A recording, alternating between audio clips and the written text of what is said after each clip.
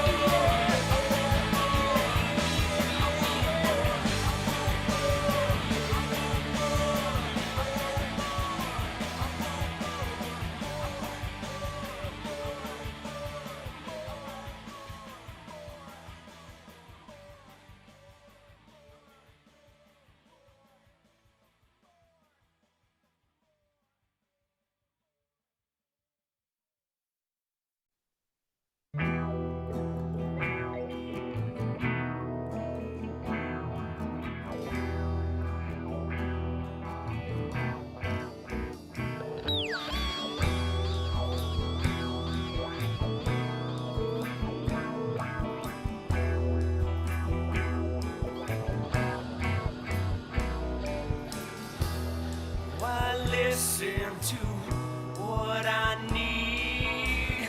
Put a picture so I can see. February can't chase the days away. Yeah, I would.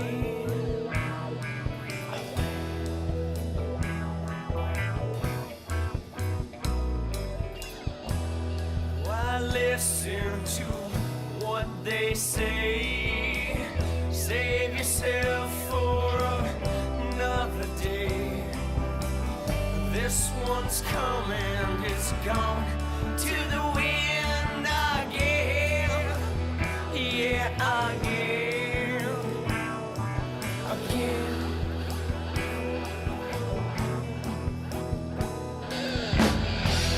Just listen and make amends. You've been down for as long as you've ever been. This way's up, but you're down again.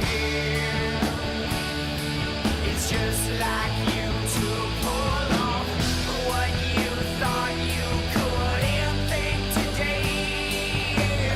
The lost stranger, the wonder familiar face. Broken hearts made of pieces that shake. I've had one too many of them.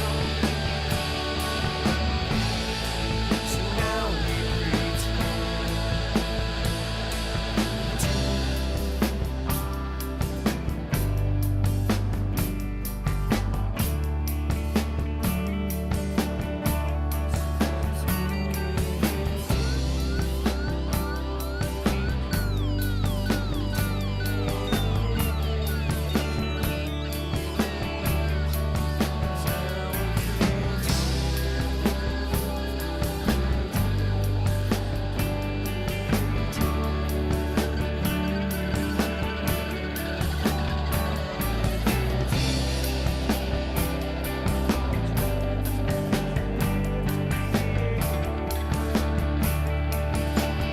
Just like snow castle, oh, we drift to the edge.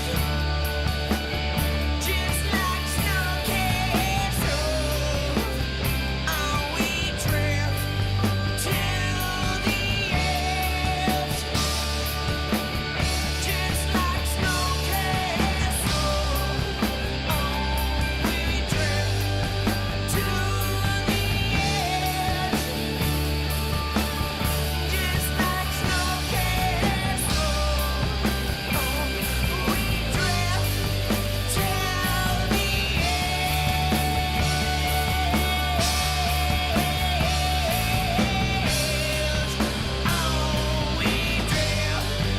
to the edge.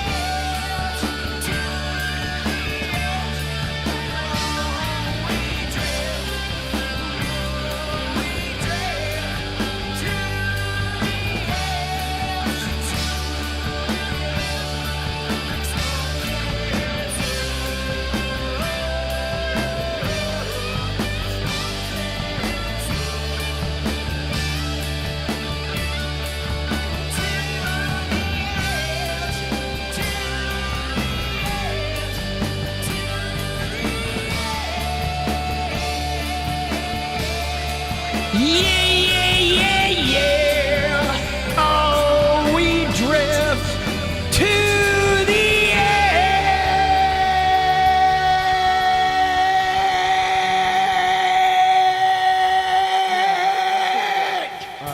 Let's go! Come on! Monday!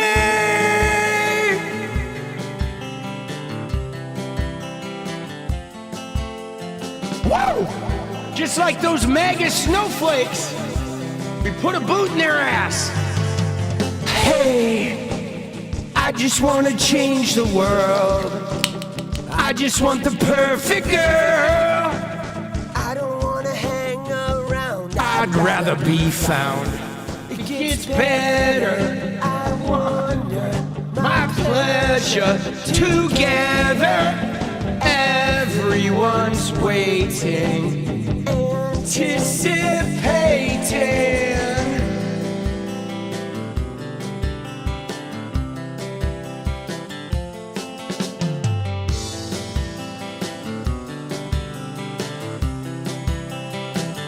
Yes, you, I will never be alone again.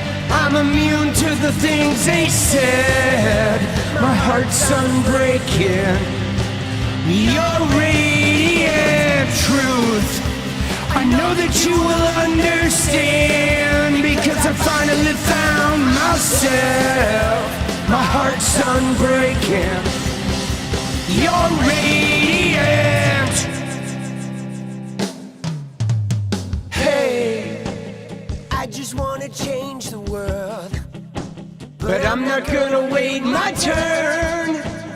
I don't ever want to come down, I'd rather let's be go. It gets better. I wonder. My pleasure. Together. Everyone's waiting. Anticipating. Dude, I forgot to set an alarm today, so I woke up a little bit late. So here we are. We are on a little bit late. You, I will never be alone again. I'm immune to the things they said. My heart's unbreaking. Your radiant truth, I know that you will understand, because I finally found myself. My heart's unbreaking. You're radiant. You're radiant.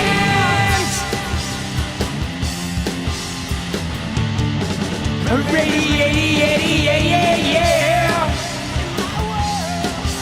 Wow. Radiate. All right. No.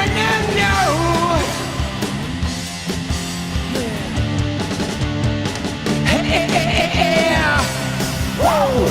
I can't pretend. No. I hope this never ends. It's about you. I will never be alone again. I'm immune to the things they said. My heart's unbreaking. Your radiant truth, I know that you will understand, because I finally found myself. My heart's unbreaking. You're radiant. You're radiant. Come on. You.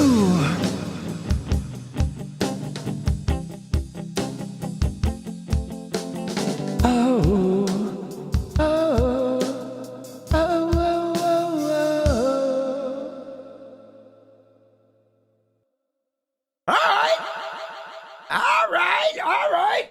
Let's go. Oh, shit, dude. Drinking a shot of 𝗍𝗪𝗏𝗍, huh? Can I just tell you, I only drank 𝗍𝗪𝗏𝗍 tequila one time in my life. And I was like, I don't know, I was 19, I think. Right? And like me and my girlfriend at the time and one of my good friends drank like a fifth of Cuervo tequila. And I woke up, I blacked out, and I woke up the next morning and my friend was passed out on the front porch, like with his pants halfway down his legs. And there was a note on my pillow with my girlfriend telling me to fuck off. that it was over. And so I don't know exactly what happened that night, but needless to say, right, the relationship ended and I never touched Cuervo. Dude, yeah, I was like, there was a note on the pillow. I woke up and I'm like, what is this note? Why is Dean on the patio?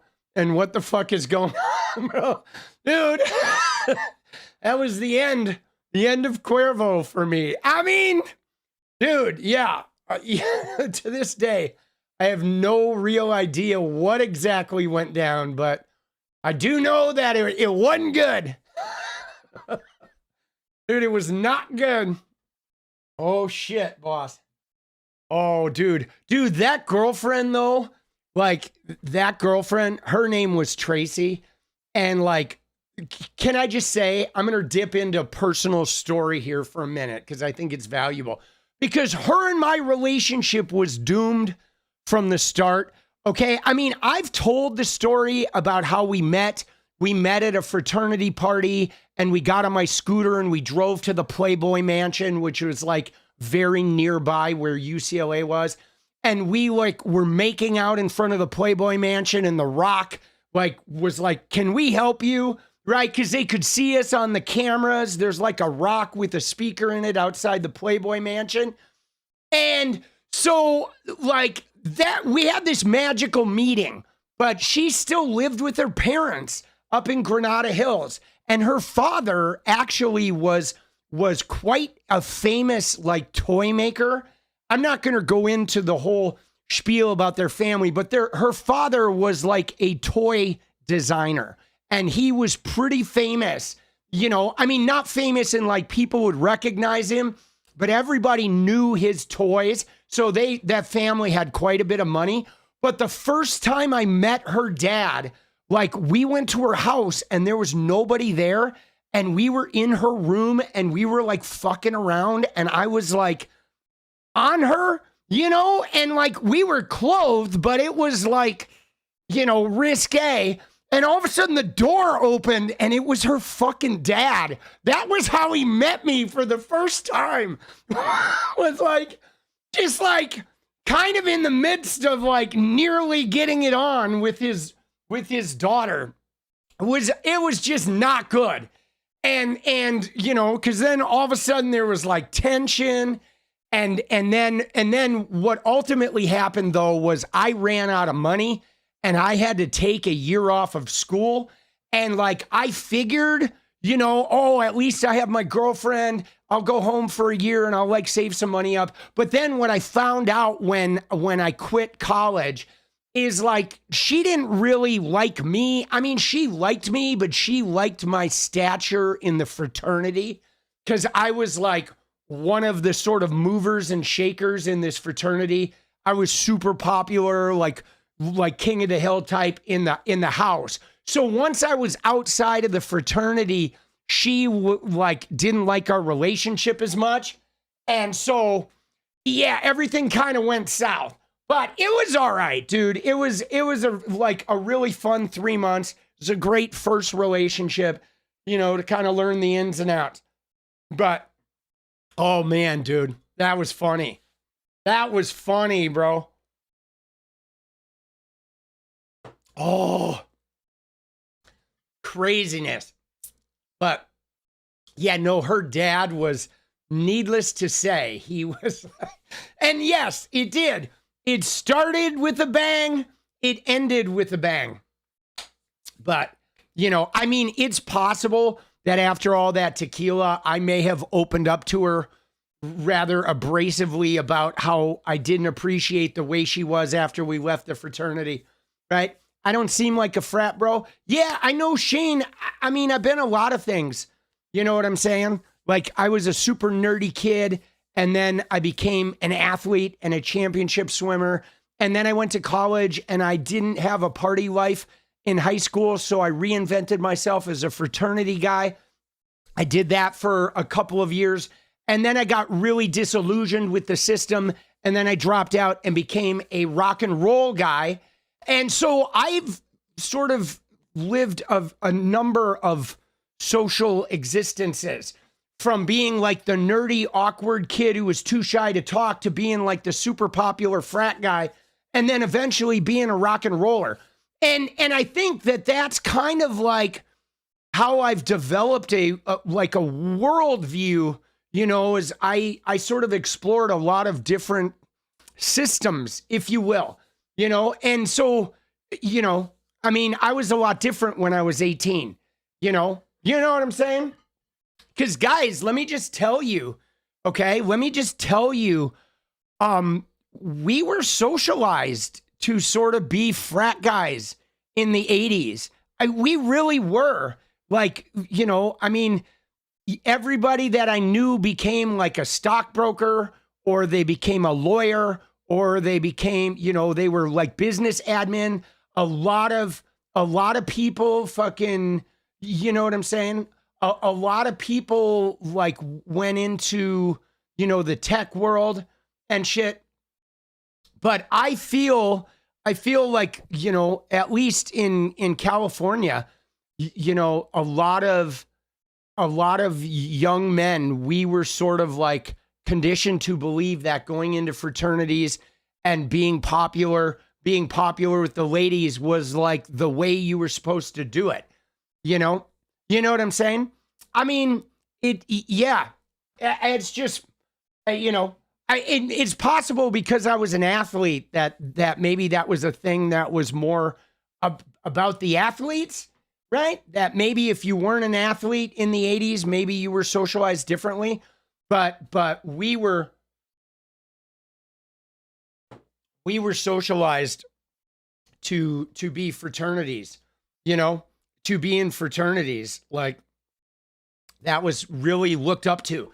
And I'll be honest, okay, when you go to a school the size of UCLA, where there's like 40,000 people, it's like you do look for a way to be a part of a group, right? Or at least I did. I couldn't have gone into that big of a school just alone at the time. I mean, I was 18.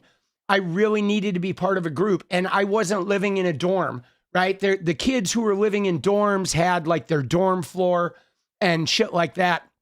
But for those of us who were just going to school as like naive 18-year-olds, a lot of us really wanted to be a part of something, wanted to be a part of a group. And let me just tell you, like, when I was under the impression that it was about like a brotherhood, and to some degree it was, right? But the problem is at least as I saw it when I got in there, is that the fraternities were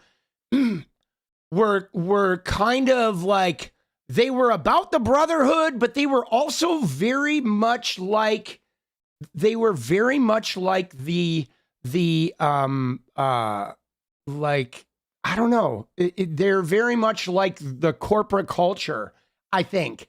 You know what I'm saying? Like, I don't know. It was, I mean, there was a lot of drinking. There was a lot of sexcapades and shit like that. But there was also there was a lot of hierarchy, and a lot of that sort of business boys club kind of shit, I don't know. It was an experience, right? It really was. I'm glad I had it though. I really am though, because I think there's nothing quite like seeing that world from the inside. You know what I'm saying? Like seeing it from the inside. And cause I think and hear me out on this. I think for me, I've always been more comfortable judging things after I've experienced them on the inside, and because there actually were a lot of good things about that culture too. I think if men were socialized differently, fraternity culture could actually be better, because the idea of having a brotherhood that believes in things and is there for each other and like a giant family is really not a bad concept. It's just the fact that the way men get socialized kind of ruins it a little bit. You know what I'm saying? But our fraternity though was better than most.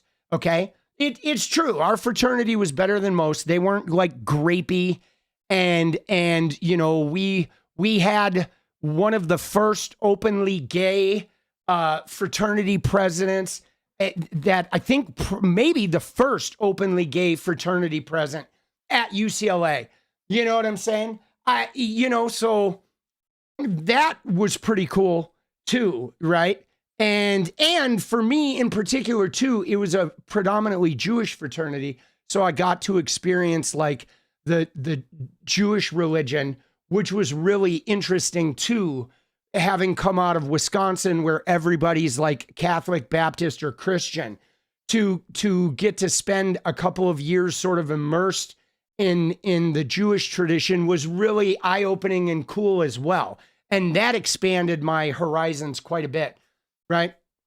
All the hazing shit. Yeah, see, our hazing though was like not like physical and brutal. Like there are some fraternities that really cross a lot of lines, but my fraternity was not like that. I mean, we had hazing, but it wasn't like physical violence or anything. It was like stupid shit. Like, like during my Hell Week, I, carried bricks from the front of the house to the back of the house. And then as soon as I got all these bricks, like it was like 400 pounds of bricks or something. Once I got them to the back of the house, another member would come and tell me like, who told you to put these back here? You got it. No, these don't go here. They go over there. And then I'd move them all over there. They do shit like that, which was fucking annoying.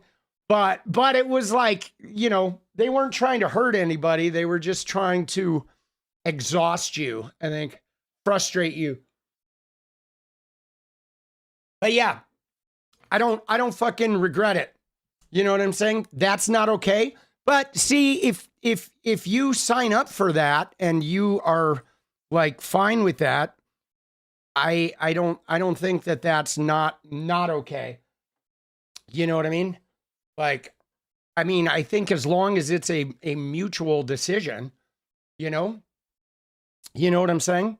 Like, I mean, I don't know. I didn't have a problem with any of that. I didn't have a problem with the things that the way like the Brotherhood messed with me. Like, I didn't think that was problematic at all. Right? It's not a good thing, I guess. Yeah, I didn't have an issue with it. Right? Yeah, it's about consent. You know what I'm saying? It is about consent. Right? Right? People have died. Oh, come on. I mean, I know people have died, but people have not died from like that. You know what I'm saying? I didn't do any work. I didn't do anything more than like I do when I'm gardening around the house. But hazing is a norm. It is. And I mean, I guess overall it is, I guess it is toxic, but whatevs. I mean, I loved it when I was 18, okay? You know what I'm saying? I really liked it when I was 18, and I liked being a part of the fraternity when I first got in there, okay? I did. I liked it, and I still, keep in touch with some of those guys. Actually, what's really interesting is I'm thinking about, I was talking to Jenny about this 2 days ago, where I'm thinking about putting together like a group outing. Like I want to get a whole bunch of those guys from the house back together, since it's like 40 years since I rushed that fraternity. I would really like to get back together with them and go meet somewhere and fucking see how life has treated them and what they thought of society since then, right? I think maybe it has become more toxic as society has become more toxic. When you're raised to believe that culture is normal and it doesn't make that culture normal. Yeah. I mean, I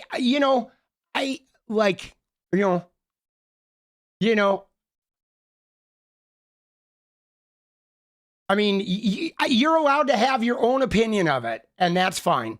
Right. But, I like when I was 18, I enjoyed the attention.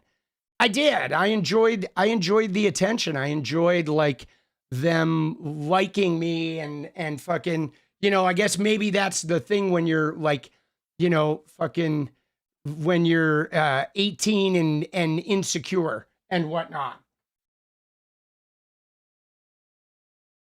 You know, but I mean, guys, I mean, you know, it's weird though, because I feel like, you know, I don't know.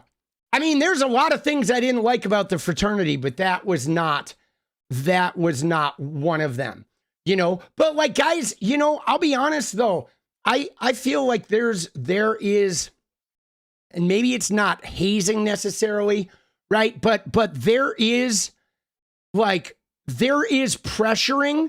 to behave in certain ways. Like I feel like I get hazed by leftists all the time who police my speech. They police my opinions. They fucking shred me if I disagree with them, like remotely. You know what I mean? And like, and they want to pressure me to behave and fucking, you know what I'm saying? Behave and operate in a certain way that is like approved by them, like a peer pressure kind of thing. You know what I'm saying? But I would just say that, like, I thought my fraternity was pretty moderate about that. And, you know, so, I mean, I would say, like, you know, if you don't like that sort of thing, then definitely don't join a fraternity, right? But I didn't think, what I found was problematic about my experience in the fraternity was not the fraternity, but was the greater socialization of men, right? It's because like fraternities aren't like, ooh, they're just the way men are socialized, just in general. You know what I'm saying? Like that's the fact. Like hazing exists in the way we operate as male culture, right? Like, which sucks. I mean, it starts in middle school when men put each other down and shit, like competing for women, right? It is. It's like the OG manosphere. It wasn't specific to fraternities. It was, you know, it was what I learned from the very beginning when I was in middle school. How men bond is by making fun of other men or making fun of each other. It's like an unfortunate, like, socialization technique that, like, in order to fit in, you subject yourself to that type of stuff. Yeah. Like what Kate says right there, that fraternities are microcosms of the larger society, you know? And I mean, it's interesting because we've talked a little bit about that with like AOC, right? Like, for example, how, you know, Cenk and Anna got mad at AOC because she won't endorse a certain person in their district. But like, we don't know what AOC has to do to move up the power structure of Congress, because Congress is like a fraternity, right? And like, I'll be honest, guys, you know, I don't know how to say this. I may piss some people off in saying this, but like, if you were to look at the group of leftist content creators that are considered cool, that's like a fraternity. Okay, or it's like a co-ed, but there will be a group of like leftist content creators that are considered cool. And if you get in that group, you're in like the cool group, and you're going to be on each other's streams, and you're going to be like sharing each other's content, and it's going to be good for everybody, and you get to move up the ladder. But if you don't get into that fraternity, you're going to just be an outsider, you know? And like, so, and they might not have a hazing ritual, you know, but this groups of like in people and out people is like a thing. Dude, Tommy and Kyle collab. I do want a Kyle collab. I absolutely do. Dude, I asked somebody for like an intro to him, and they never got back to me about it. So, you know, we'll see. Yeah, when you get to the White House Correspondents' Dinner, then you get shot at. Oh! But I will say this, though. The sororities were better, and they were worse. But again, though, I'm not going to defend overall fraternity culture, because I did drop out of it. I did. Like, I dropped out of it because I didn't really like the judgment. But, you know, I don't know, guys. Can I just tell you, I'm still conflicted though, because like one of the huge things I didn't like personally about the fraternity, I had no issue with the hazing. Because like I said, ours wasn't really hazing. It was like guys paying attention to me. And at the time I was fine with it. It didn't feel bad and nothing ever really put me out. But what's interesting about this was one of the main things I fucking didn't like was how we used to judge people. Like we would judge, you know, pledges, and we would judge people that we were going to let in. And it was very like, what can they do for us kind of vibes. But what's crazy now though, is I am so judgmental. You know what I mean? Now I am so judgmental. And if you guys looked at yourselves, there's a good chance that you are too, that we have developed into a society where we are all like, now the minute somebody's MAGA, I have like a series of judgments on them from the get-go. You know what I'm saying? Like, I don't know. It's weird. It's like, I feel like our society has somehow gotten much more judgmental, where I feel like I judge MAGA and I feel like I judge centrists and leftists judge me. And there's like a whole bunch of judgment in our own political party where like different factions of the Democratic Party are finger wagging at each other.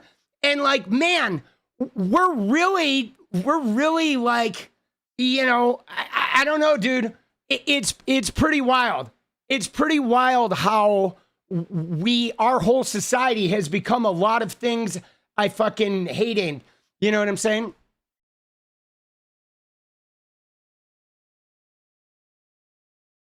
Yeah. Nobody said I was pro hazing.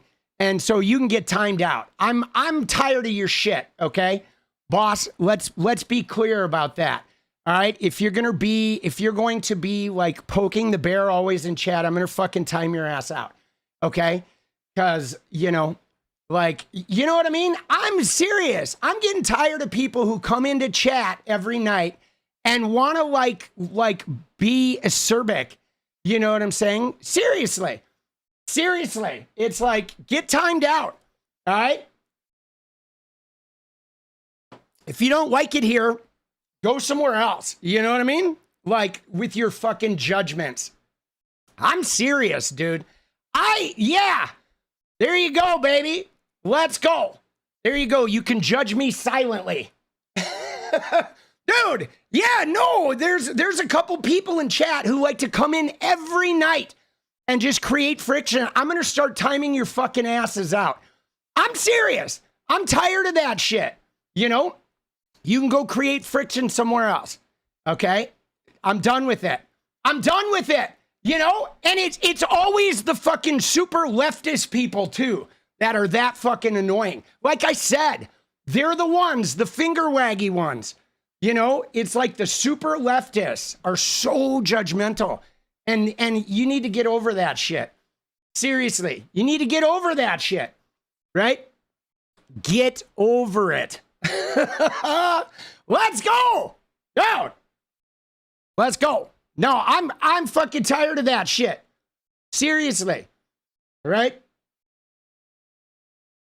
You know, it's like every time you fucking do something, they're like, oh, they're gonna make your whole personality like one thing they don't like, right? The one thing they find that like, ooh, here's a way that you are failing. Now your whole personality becomes that, filled with like self-righteousness. It's like, dude, shut the fuck up. Seriously, shut the fuck up. You think you're pretty far left and you're pretty cool? Dude, I know a lot of leftist people who aren't like that. You know what I'm saying? I do. I know tons of them who aren't. But there is a significant like leftist problem that is like super judgmental, where they act like your whole personality is something, you know, when they don't like something or they think you feel differently than them. Like the end of the line is like, I'm allowed to feel differently about shit than you are. And you know, if you want to judge me for that, that's fine. But don't sit here and fucking create tension in my chat, because I'm going to time your asses out if you do that shit. Right? Dude. Yeah, it's like so weird, dude. It is such a weird thing. Take a lefty over a righty. I'll take a lefty over a righty too, but you know, let's go. Dude, I like what fucking hegemony says there, right? Some uber lefties are bullies. No, there's like a bullying, but it stems from this idea that they think their integrity is better than yours or more pure than yours, you know? And like the whole landscape is becoming more polarized is true. It is true. The landscape is definitely becoming more polarized. I think at some point, though, we got to slow that down a little. We do. We do, guys. I'm telling you what, though, right? I'm telling you what, though. For me, guys, you ready? The 2028 election is going to be real illuminating, okay? Because we're going to have a primary, and the voters in America are going to elect a presidential fucking candidate. But the way people behave during our attempts to not have more of the Trump regime in power, I think is going to define relationships. Like how people act in 2020 is going to define whether like we partner up with them in the future or we kick them out of the fucking Democratic Party. I'm serious. Like 2028 is going to be a real calling, because if we have people that do the shit they did in 2024 that try to pick apart whoever wins the primary and try to sabotage the election based on some bullshit like, oh, this one thing they said, I am actively going to ask for those people to get fucking out of the Dem party. Like, just fuck off. Like, go away. I'm serious. Like we have a mission in 2028. And anybody who tries to be an obstacle to that is getting the boot. I think we need to take a stand at some point and stop catering to people who don't want to be a part of us. You know what I mean? That's really what I think, dude. I think at some point it's like, you know, and we can start with Cenk and Anna, okay? Those guys, if they're even talking about the fucking, right? If they're even talking about Dems, because by then they'll probably be fully Tucker Carlson. Paula, let's go. Oh! Hey!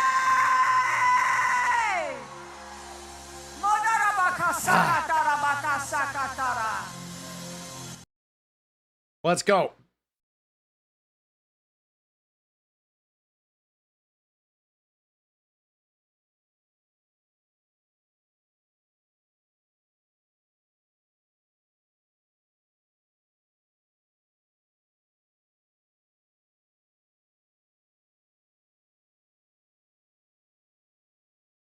Hold on. All right.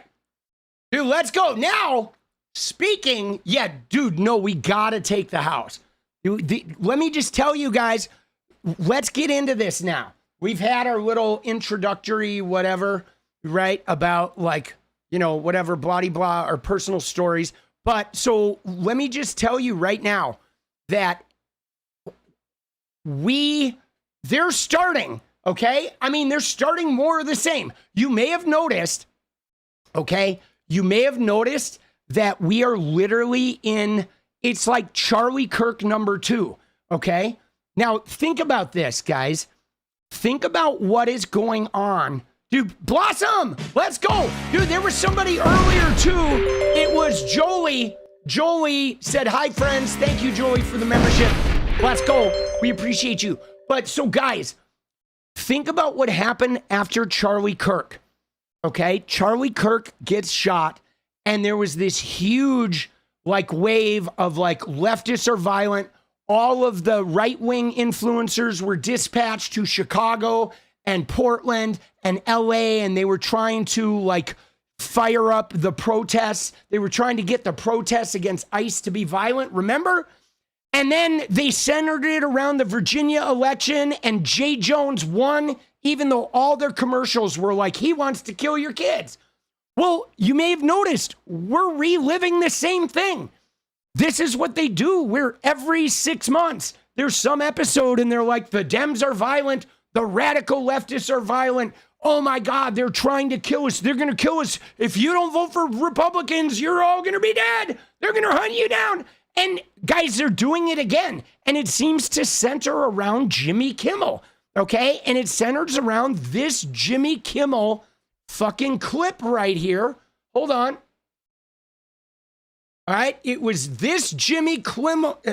Jimmy Kimmel. Jimmy Kimmel. All right. It was this clip. Okay. Hold on. There we go. So there's that, but it was this clip. Okay. This is the clip that got them feisted. Now, I have to give you a little disclaimer here. Okay. Because you ready? This was Thursday. Okay. The White House Correspondents' Dinner was Saturday. Okay. This was Thursday. All right. So there were 2 days that went by, 3 days, Thursday, Friday, Saturday, go by, and nobody says peep. And then something happens on Saturday, and all of a sudden they're like, oh my God. It's like Minority Report. They're like, oh shit, dude, we gotta go back. Kimmel needs to be preemptively punished for something he said. Right? But watch this joke. All right, here it is. Our First Lady Melania is here. Look at Melania, so beautiful. Mrs. Trump, you have a glow like an expectant widow. Okay, now guys, they're making fun of her expression. He says you have the glow of an expectant widow. All right, that was the joke, right? That was the joke. Now, guys, Trump is like dementia. He's like half brain dead. Okay, he's got thankles. He's got the mascara on his hand. He is like, he's pretty close to pine boxing. Okay, Melania is like 40 years younger than him or something, whatever. And, obviously she's only there waiting for the Skrilla, right? The only reason she's in that relationship is for the paycheck that's coming at the end. Let's be honest, okay? If Trump lost all of his money and property and shit tomorrow, I think Melania would probably out. But look at her. She's all miserable and shit. But, dude, this was not like a call to, like, kill him or anything, okay? It's like Trump is old and decrepit and about ready to kick the bucket, and Melania's waiting for her paycheck, all right? And, I mean, dude, like, what the hell, bro, okay? What the hell? Not a huge deal. She is definitely, I mean, look at all of them, dude. They're so miserable. The whole Trump family are just miserable shitters. But anyway, so they're freaking out about this. And Melania had a little statement about this, about Kimmel, right? Where Melania is like, she wants to pipe up now. All right, you ready? Look at this, dude. Hold on though, because I have something ready for us to compare. Because look at what she says. She says Kimmel's hateful and violent rhetoric is intended to divide our country. Dude, hold on. Yo, Melania. Yo, baby, what's up? Yeah, it's political punk here. All right. Are you aware of your fucking husband? Yo! Because, I mean, I'm reading this shit about Jimmy Kimmel, and I'm like, you do know who your husband is, don't you? I mean, come on, Melania! All right, knock that shit off and put some clothes on. Dude, what is she talking about? She literally said Kimmel's hateful and violent rhetoric is intended to divide our country. Dude, guys, oh my God. That is like That is so crazy. That is like Ted Bundy coming out and being like, you know, I don't like the way Barack Obama talks to his wife. And it's like, yo, Bundy, if you were married to her, you would have her like underneath the Volkswagen Bug with a fucking crowbar right now. Like, dude, shut the fuck up. All right. So she says his monologue about my family isn't comedy. His words are corrosive and deepens the political sickness within America. People like Kimmel shouldn't have the opportunity to enter our homes each evening to spread hate. A coward, Kimmel hides behind ABC because he knows the network will keep running cover to protect him. Enough is enough. It is time for ABC to take a stand. How many times will ABC's leadership enable Kimmel's atrocious behavior at the expense of our community? Okay, now, first off, we know she didn't write this. Yeah, dude, Tracy, exactly. We know she did not, like, dude, she can't speak for shit, dude. She'd be like, Jimmy does not, he speak bad, he's terrible, he's trivia, right? There's no way she wrote that. For starters, like, please, Melania speaks 5 languages, my ass, right? There's no way, dude. All right, that's for starters. But secondly, guys, and I got receipts here, okay? I did bring the receipts. So look at this, guys. Here is an abbreviated list of everything that Trump has called Democrats and people on the left. All right? This is an abbreviated list. He has said that we're the enemy within, that we're scum, we're terrorists, we're vermin. He says that we're all radical, we're lunatics, we're demonic, we're evil. We're, of course, the fascists, the Marxists, the communists. He says we're garbage. He says we're the enemy of the people. We're the enemy within. Oh, that one was listed twice. Whoops. Sorry. Treasonous, right? And then after he says we're treasonous, he says that's punishable by death, right? He calls us animals. He calls us degenerates. He said that everybody in the Democratic Party and the leftists are all Jew haters. And he calls us lowlifes. Okay, now that is an abbreviated list, guys. Okay, and I mean he is so divisive and so corrosive and so, like, my God. All right, let's find the one. Hold on. Let me find the one where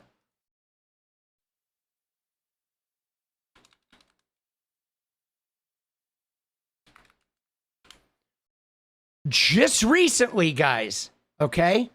Just recently,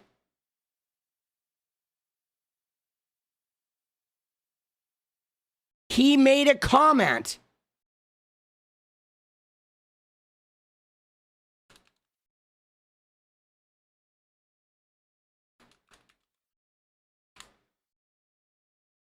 What was it recently?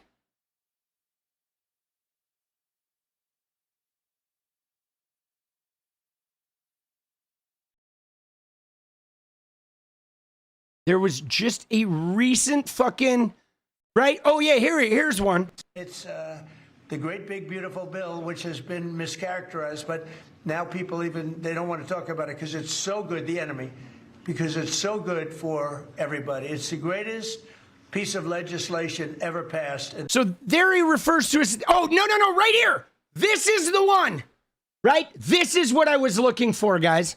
Look at this. Now, with the death of Iran, the greatest enemy America has is the radical left, highly incompetent Democrat Party.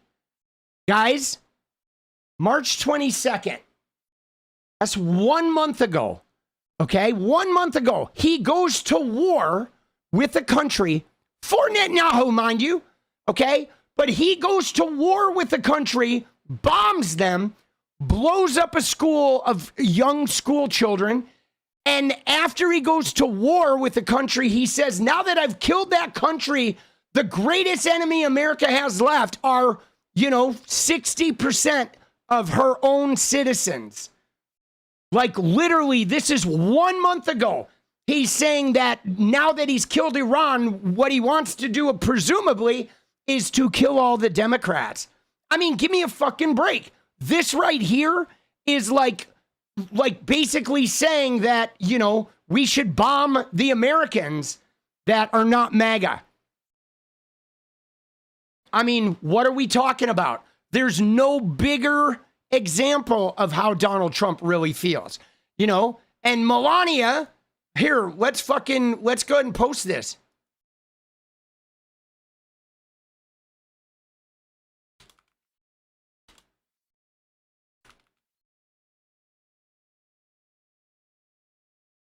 There we go. Oh, shit. Here we go.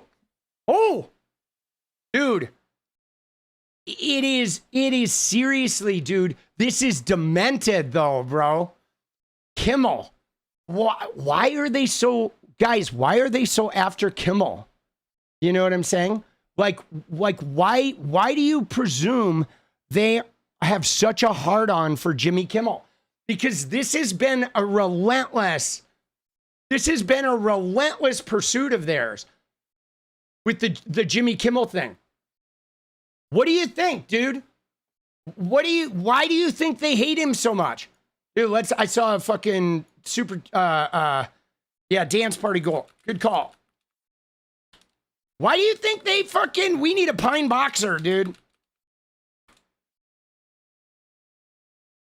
Why do you think they hate him so much?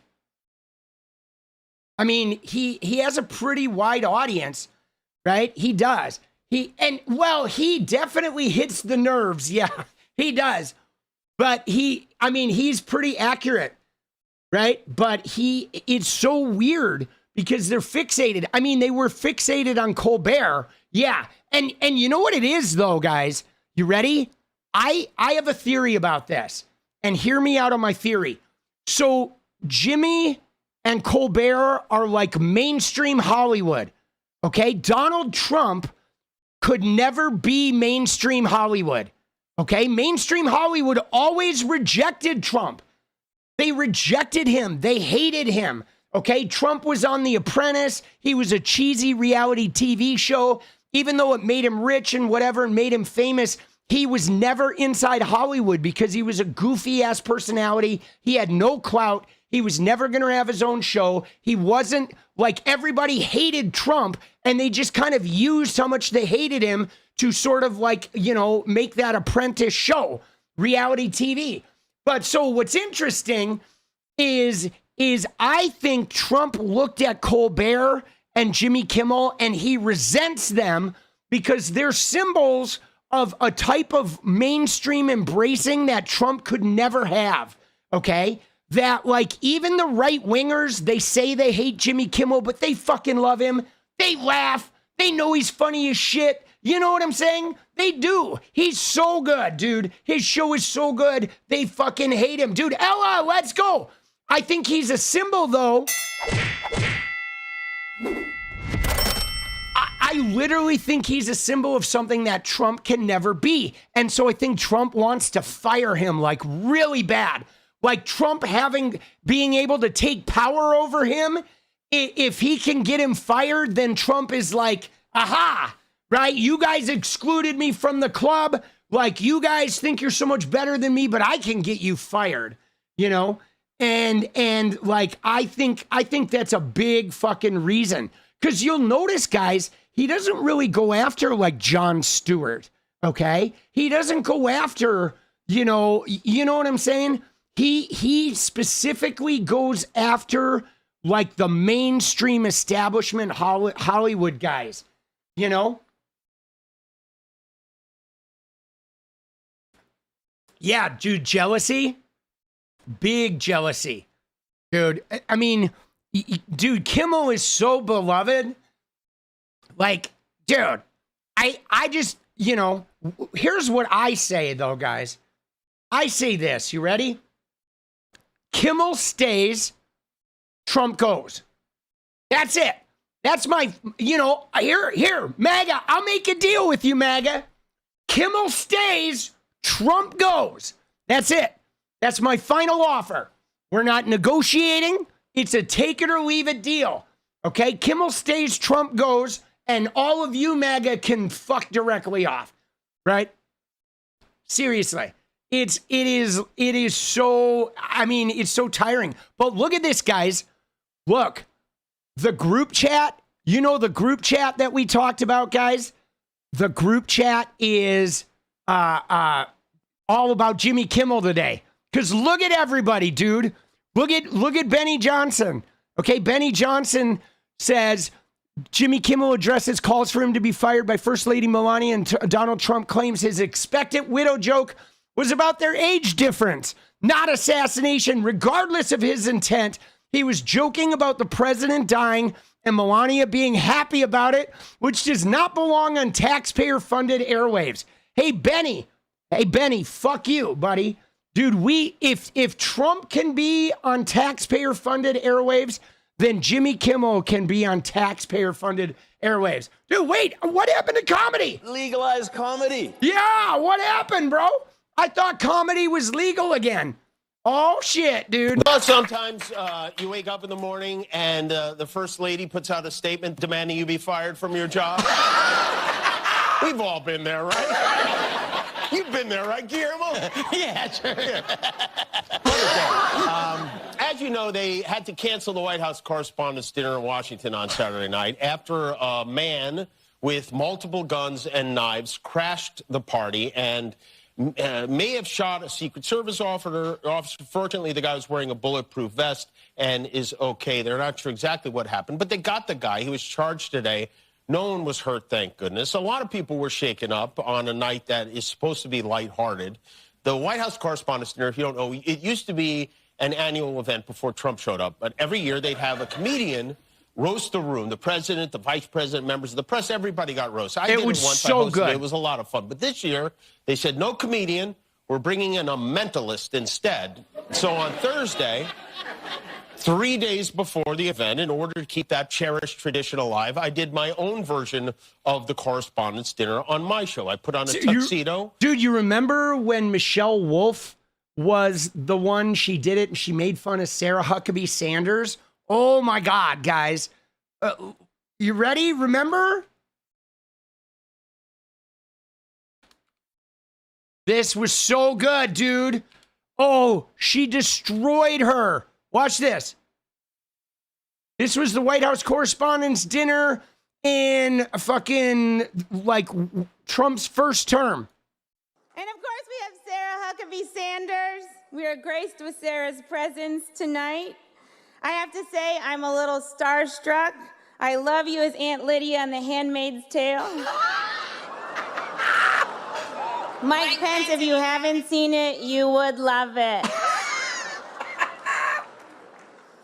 Every time Sarah steps up to the podium, I get excited because I'm not really sure what we're gonna get. You know, a press briefing, a bunch of lies, or divided into softball teams. It's shirts and skins, and this time don't be such a little bitch, Jim Acosta.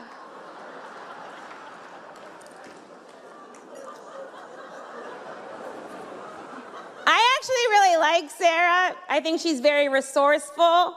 Like, she burns facts, and then she uses that ash to create a perfect smoky eye. Like, maybe she's born with it. Maybe it's lies. It's probably lies. And I'm never really sure what to call Sarah Huckabee Sanders. You know, is it Sarah Sanders? Is it Sarah Huckabee Sanders? Is it Cousin Huckabee? Is it Auntie Huckabee Sanders? Like, what's Uncle Tom but for white women who disappoint other white women? Oh, I know, Aunt Coulter. Oh! Dude, savage. But did you see, look at this guy right here. You see this guy on the end? Look at this guy in the end when he's just like covering his face, bro. He's like, oh my God. Oh God. Bro, she's like gonna kill. There's Aunt Coulter. Oh my God. Amazing. But dude, this was so good, right? This was so good. But it's interesting though, how like they can't be made fun of at all, right? These people like cannot be made fun of at all, but they're like so harsh and savage on everybody. You know what I'm saying? I don't know, dude. It's like super fascinating. But dude, the marching orders are in. So this year though, guys, you ready? This year they canceled the comedian. You know why? Because they wanted Trump to go, but Trump is too thin-skinned to be made fun of. All right? He is too thin-skinned to be made fun of. So they literally canceled the fucking, right? They canceled the comedian for Trump to be there because, oh, you can't make fun of Trump. Trump is going to cry if you make fun of him, right? You can't, oh, nobody can make fun of Trump. Trump can get up there and just savage everybody. But everybody has to just like fucking, you know, like ass kiss. You know what I'm saying? It's like, please. We pretended we had an audience of luminaries. We used old footage of the Trumps, of Pete Hegseth, J.D. Vance, Kid Rock, Vanilla Ice, all the members of his cabinet. And we made it seem like they were all together in a room. We had a little roast. Again, this was Thursday, and there was no big reaction to it until this morning when I greeted the day facing yet another Twitter vomit storm. And a call to fire me from our First Lady, Melania Trump, saying I should be fired because of a joke I made, again, 5 nights ago. It was a pretend roast. I said, our First Lady Melania is here. Look at her, so beautiful. Mrs. Trump, you have a glow like an expectant widow, which obviously was a joke about their age difference and the look of joy we see on her face every time they're together. It was a very light roast joke about the fact that he's almost 80 and she's younger than I am. It was not... Dude, I love that addition there, though. The look on her face every time they're together. Dude, Mr. Shiz, let's go! Right? Dude, let's go, baby. Appreciate you, Mr. Shiz. Dude, they are such like weenies, these people. By any stretch of the definition, a call to assassination, and they know that. I've been very vocal for many years speaking out against gun violence in particular, but I understand that the First Lady had a stressful experience over the weekend, and probably every weekend is pretty stressful in that house. And also, I agree that hateful and violent rhetoric is something we should reject. I do, and I think a great place to start to dial that back would be to have a conversation with your husband about it, because... there you go! Yes! I also should point out, Donald Trump is allowed to say whatever he wants to say, as are you, and as am I, as are all of us, because under the First Amendment, we have, as Americans, a right to free speech. But with that said, I am sorry that you and the president and everyone in that room on Saturday went through that. I really am. Just because no one got killed doesn't mean it wasn't traumatic and scary. And we should come together and be best. We really should. But if you want us to believe that a joke I made 3 days before this dinner had any effect on anything that happened, well, then maybe someone should look into this psychic lady, too. This speech tonight will be classic Donald J. Trump. It'll be funny. It'll be entertaining. There will be some shots fired tonight in the room. Oh, yes! You know what? Yes! You know who's going to be furious when she hears that? White House Press Secretary Carolyn Leavitt who will be furious. This was like deja vu for me today, with all the news channels talking about this. Brian Stelter of CNN noted, incorrectly I think, that no one from the White House was specifically calling for my head. This is this morning. I guess the First Lady doesn't count. But whatever the case, the president cleared that up pretty quickly. The administration's calling out Kimmel, trying to pressure ABC, but they're being careful, I think, not to explicitly demand that ABC punish him, despite the rhetoric that sometimes becomes... Dude, this guy annoys the shit out of me, boss. Can I just tell you, like, Brian Stelter, like, I would love for Elon to send this fucker to the moon. He is so annoying. He is the worst takes of, like, any fucking human being out there. He is such a, like, dude, just please get him off the planet. It's very incendiary from the White House, and yes, is also incendiary from the left.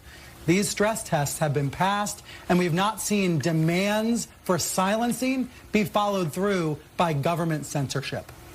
Well, Brian, just as we were speaking, the president actually put out a note demanding that Jimmy Kimmel be fired by ABC. Dude, there it is. Let's go look at Trump's note, dude. Oh my God, dude. Right? Dude, I'm serious. Dude, yeah, what were they talking about with what was Stelter talking about with the left? Hey guys, first off, this has nothing to do with the left, okay? This has nothing to do with the left. Dude, that guy in the guy with the gun, okay, Cole Allen, was not even a leftist. He was a registered independent, right? No party affiliation. When you look at his tweets and shit, he was not a leftist. Dude, like some of Hassan's people found his tweets where he was like shitting on Hassan and all the pro-Palestinian protesters and harshing on leftists. Like he was as like centrist, like normie politically as anybody, dude. He was not at all a leftist, not even remotely. All right? Like, but give me a break. Let's find it. Let's find Trump's little tweet here. Dude, yeah, he was centrist, nerd centrist. Here he is. All right, there it is. What does it say? It says, wow, Jimmy Kimmel, who is in no way funny as attested to by his terrible television ratings, made a statement on his show that is really shocking. He showed a fake video of the First Lady, Melania, and her son, Barron, like they were actually sitting in this studio. It's actually a real video there, Trumpy, listening to him speak, which they weren't and never would be. He then stated, our First Lady Melania is here. Look at Melania, so beautiful. Mrs. Trump, you have a glow like an expectant widow. A day later, try a couple days later, a lunatic tried entering the ballroom of the White House Correspondents' Dinner, loaded up with a shotgun, handgun, and many knives. He was there for a very obvious and sinister reason. Yeah, he heard the food was good. That's what I thought. I appreciate that so many people are incensed by Kimmel's despicable call to violence and normally would not be responsive to anything that he said. Oh, please, dude. Dude. Oh, please. Dude, he like hangs on Jimmy Kimmel's every word. But this is something far beyond the pale. Jimmy Kimmel should be immediately fired by Disney and ABC. Thank you for your attention to this matter.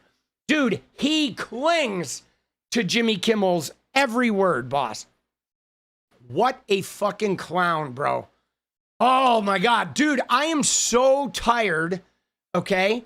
I am so tired of this clown, dude. I am serious. I am so tired of Donald Trump, dude. You know what I mean? I am so sick of him, boss. Like, aren't you? Aren't you just, I am just over this guy. Dude, I am so tired of fucking Jimmy Kimmel. Jimmy Kimmel. Dude, I'm in Donald Trump. Dude, I love Jimmy Kimmel. I am so tired of fucking of like Trump just being everywhere. It is like the fatigue, dude. Trump fatigue is a great way of putting it. You know what I mean? Hey, dude, let's go. We got 12 minutes. Oh shit. All right. Dude, here we go. We gotta fucking swing for the dance party, guys. 12 minutes, baby. Turns out fascists are just Karens on steroids. Dude, guys, what is with the Republicans? They are like the biggest Karens. They are. Dude, every day I get online and they're demanding somebody be fired or somebody be punished or somebody lose their rights. Like every day they're like, it's like so weird, dude. Dude, it's so weird because, dude, Brett goes, let's go, baby. It's like, we don't even, we talk shit about MAGA, but we don't I don't think I've ever tried to get a MAGA fired from their job. You know what I'm saying? But they, like, every day, there is some call from MAGA to, oh, we got to fire this teacher. We got to fire this person. This person said this. This person, oh my God, we need to cancel this. You know, people are like saying, let's stop watching ABC. And dude, Ella, let's go. All right, guys, dance party snippet. Let's go. We need 27 and 11. We can do this. You ready? Oh, there it is, baby. Dude, gig tax services. Let's go, boss. We appreciate you, brother. They're such crybabies. It is like so, like, ridiculous. Dude, it is so ridiculous. Right? Unbelievable, guys. Like, every single day. And they just can't do anything. They can't do anything without trying to get someone canceled. Right? That's what they do. They try to get people canceled all the time. Right? It's so insane. All right, let's go. 26, baby. We got this. Oh, see what else is on tap. All right, we have a little bit more to look at with the Kimmel. Oh my God, the South Carolina Senate candidate, the guy that is running against Lindsey Graham, like, he broke the internet today, guys. I'm telling you, what's coming up in a couple minutes is insane, dude. It is fucking, dude, it is wild. You are right. Man, you are right. They are professional victims. They are professional victims. I mean, dude, we see this. They're white, they're Christians, they're rich, and they're like, oh my God, the whole world is like, oh, we're so victimized. It's like, dude, shut the fuck up. What happened? You're going to see. You're going to see in a minute. We got to secure the dance party. And then we're gonna look at what happened with Lindsey Graham and the guy running against him in the Senate. Because this guy, if I lived in South Carolina, this guy would have won my vote, boss. Oh, so good. Grievance farmers, that is a great way of putting it, right?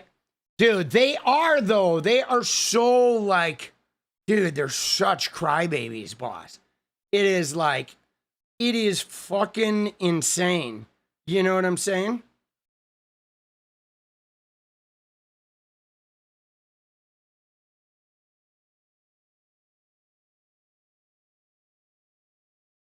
Victim Tube.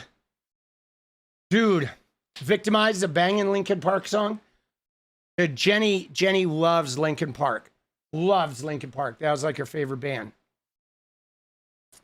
Well, you know, you're right. Dude, Uncle F, let's go, dude. Haven't seen you in a hot minute. Dude, welcome back, boss. Pine box.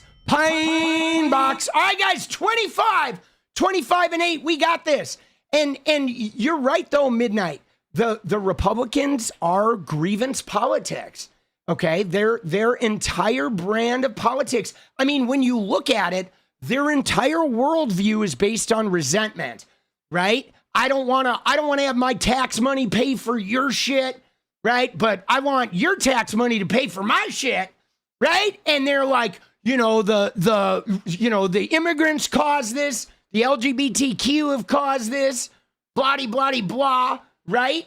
You know what I'm saying? Like, everything is like somebody else's fault. There's always somebody who is like the core of why they're miserable and why they don't have a good life. Dude, PK, let's go.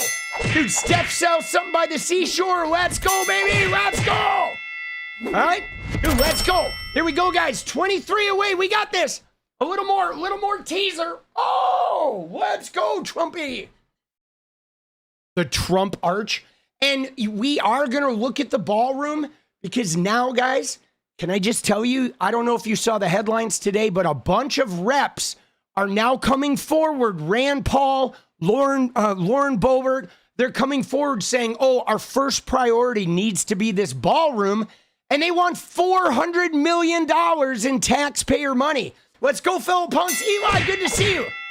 Trump sucks the oxygen out of everything. He sure does, Paula. Dude, they want $400 million. for the ballroom. It's like, give me a fucking break. What happened to their private donations, right? But the ballroom, dude, such bullshit. Dude, 1/3 of the way there, guys. We got this. 6 minutes. Let's go. 20 and 6. We got it. It is such BS, okay? And literally, Americans are drowning in credit card debt. Many of them lost their health insurance. Everything's gone up. Gas has gone up. Electricity has gone up. People can barely survive. And they're like, oh, yeah, we need to make a priority to pass a bill for $400 million for a ballroom. It's like, the fuck are you even doing? Are you even there to do anything for us? Like, even, you know what I mean? Even if we needed this ballroom, it should be on hold until you fix some of the goddamn problems of the country. Dude, 𝗙ecie, let's go, baby. Just saying hi on my lunch. Dance, boss. We will, boss. Hope you're having a good day. Dude, it is fucking pathetic, bro. It is. It is pathetic, dude. It's like, are you here to build shit for Trump? Or are you here to do something for the goddamn American people? And guys, I'm going to give Hakeem Jeffries a little bit of credit here, guys. Okay? Because they have been going after Hakeem Jeffries, and he has been very defiant of like saying, you know what? Fuck you. I'm not going to tone down the rhetoric. I am not going to censor myself. I am not going to like turn the volume down. Trump has not changed his ways. And so I am going to be in your face and screw you. Okay? And guys, this is a side of Hakeem Jeffries that we have not seen before. I have not seen him like defiant like that. And it's actually really nice to see. I think it sets the tone to have a speaker fucking say that shit. Dude, thou shalt talk no shiz about dear leader. Yes. Right? And he will impeach once we have the House. I mean, we're not going to bring an impeachment up now when we don't have the House. That would be stupid. You know what I'm saying? Dude, let's go. James Bank, appreciate you, boss. You know what I mean? Like it would be stupid to bring up impeachment now because we don't have the votes, right? But as soon as, if we don't have the Senate, he won't. I mean, you know, I mean, I can kind of understand that, right? I can kind of understand that, but like, we'll see what happens. All right. I look at actions more and not so much what they say, right? And besides, impeachment vote, I'm not so concerned about because it's not like anybody's going to convict him anyway. That would just be another token fucking impeachment. Okay. It's not really, you know what I'm saying? That's not really the most important thing. I think we have far more important things to do than to worry about Trump's impeachment. You know what I'm saying? Like, you know, because we don't have enough votes in the Senate to convict him. So it's all going to be just, you know, us impeaching him and them being like, oh, it doesn't matter. Right? You know, but they're going to fucking do it. I'm sure they'll actually do it because it will mentally break him. Right? You know what I'm saying? I mean, if they do it, they're going to do it just to fucking spin him out. Right? They'll do it to spin him out, and they'll probably wait to do it at an opportune time when, like, you know, I mean, it'll be interesting to see how that plays out because the timing is everything with Trump, dude. You know, because you know what else they can do is they can threaten impeachment because you know Trump like doesn't like it. Oh, guys, here we go. All right, 2:38. We got 18 left. Let's go, baby. We need to grind it. Oh, shit. So, but they'll threaten him with it, right? Because Trump really is bothered by that shit. Dude, Steph Sells, let's go. So they'll probably like threaten and probably just hold it out there just to like frustrate him. Dude, he is such a fucking weasel, dude. I'm so tired of Trump. I have such exhaustion from this guy. You know what I'm saying? I have such exhaustion just listening to him all the time, dude. He's so tiring. 2 minutes, guys. 17 and 2. Let's go. Let's go, baby. Drum it up. Beyond words? Yeah, no, I feel you, dude. I feel you. It is like, Jesus. It is like endless. Everywhere you go, it's just Trump, Trump, Trump. He gets himself into everything. And he's so exhausting. You know what I'm saying? He's just so miserable. All right. 1 minute, guys. 1 minute.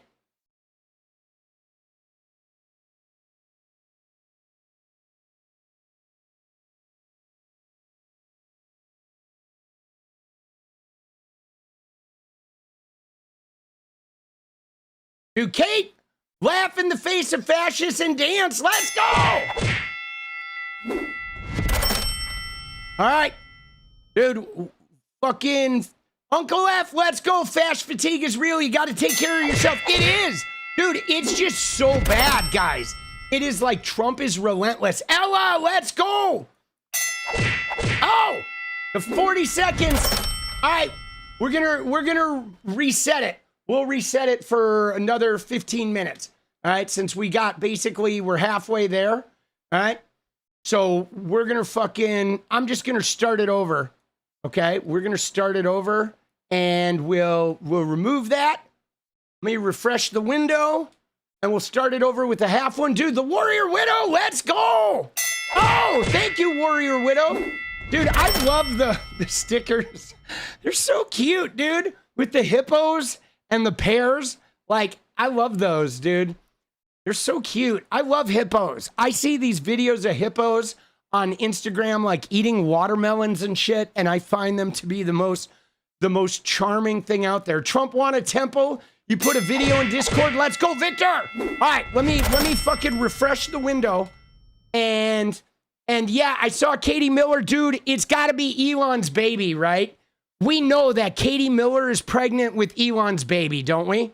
That it's got to be, right? We're going to do 15 and 15 to get the other half there. I guarantee you it's Elon's baby, remember? Remember how there was talk about her having an affair? You know it is Elon's baby. All right, guys, we got the goal for the other half, the back nine. All right, we're going to forge ahead. Let's watch a little bit of look at a little bit of this, because you see they got their marching orders, okay? Everybody is coming out. Trump demands Kimmel be fired, right? Look at, oh, here we go. Dude, look at this, dude. Dude, like, look at this. What the fuck, bro? Look at Benny Johnson. Disney stock craters after Kimmel backlash. Okay? But dude, it's down 40 cents, bro. Right? Dude, Disney was dude, like, what a loser. Bro, big wheels keep on turning. Let's go.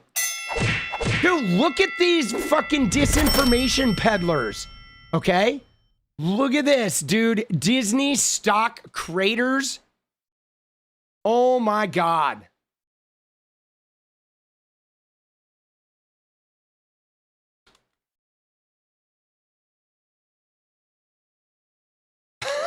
Dude.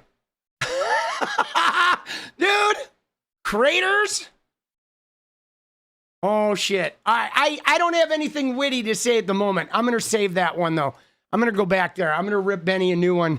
I'm going to have to think about that for a sec. But craters, dude, it's down 40 cents. 40 cents, guys. Like, what the fuck, dude? Here, let's look at fucking,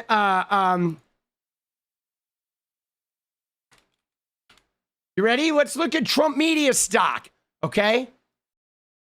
Yeah. Look at that. In 6 months, dude, like, look at the year to date. Look at the 1 year, dude. Bro, let's talk about craters, shall we? Benny, you fucking dolt. Dude, what are we doing, boss? I know. Well, the thing about Benny, though, is Benny is a propagandist, okay? You know what I'm saying? Dude, I think Melania right? Melania needs to kick rocks, dude. She does, bro. All right, let's see what she said, what the fucking shots fired woman said. Dude, I'm gonna start calling Caroline Levitt shots fired. I am, dude. Shots fired Levitt, right? This political violence stems from a systemic demonization of him and his supporters by commentators, yes, by elected members of the Democrat Party, and even some in the media. This hateful and constant and violent rhetoric directed at President Trump day after day after day for 11 years has helped to legitimize this violence and bring us to this dark moment. Dude. Those who constantly falsely label... Dude, I can't even listen to her, dude. Such bullshit, bro.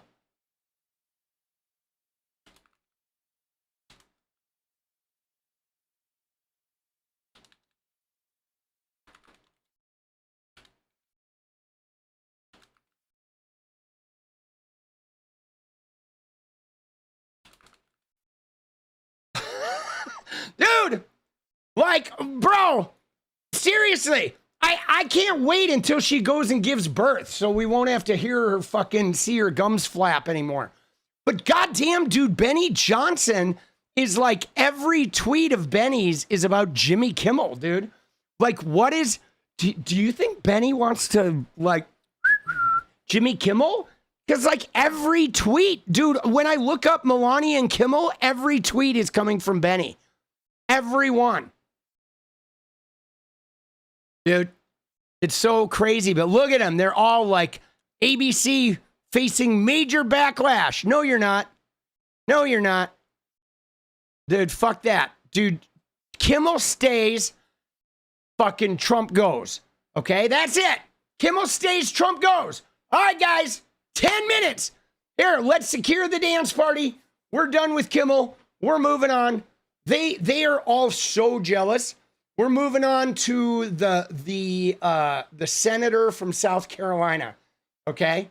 So, dude, this shit is the bomb. Hold on, let me get my assets ready while we fucking, all right, there we go. It's Mark Lynch, okay, the senator from South Carolina. But first we got to secure the dance party. And then we're getting on to Mark Lynch. Yeah, no, this is good. This is good shit. Because, you know, Lindsey Graham, I don't think Lindsey Graham is really making a lot of friends. He has really come out as a gigantic warmonger. Now, the problem is that South Carolina, most of the voters of color there have been disenfranchised in one way or another. So South Carolina, I don't know if Democrats can ever win there again because the government has fractured the voting base so much. Dude, yeah, Lindsey Graham is a crazy warmonger. He is a crazy, like, uber Zionist, okay? But you never know, guys. You never know what could happen, okay? But this guy, Mark Lynch, though, really broke the internet today with this lovely fucking comment. It would be great. It's just some of these southern states, though, they have like destroyed people's ability to vote, guys. That's what's really tough about it. You know, the southern states really go to great lengths to disenfranchise voters and kick people off rolls and shit like that. So it's hard. They have a huge, you know, populations of color, but mostly they've rendered their votes powerless, either through gerrymandering of districts. I mean, this is a Senate race, but even with the Senate race, if you disenfranchise like a third of the voters of color, right, then everybody is gone, dude. Yes, you can, Julia. Let's go. Let's go. Oh, I shit my pants. Dude, Trumpy. All right, guys, 13. 8 minutes. Let's go, baby. 13 left. We got this. We got this. Ooh, if they're Jerry Mandering, Mr. Mandering. Oh, shit. All right. Dude, let's go. Let's go. 13.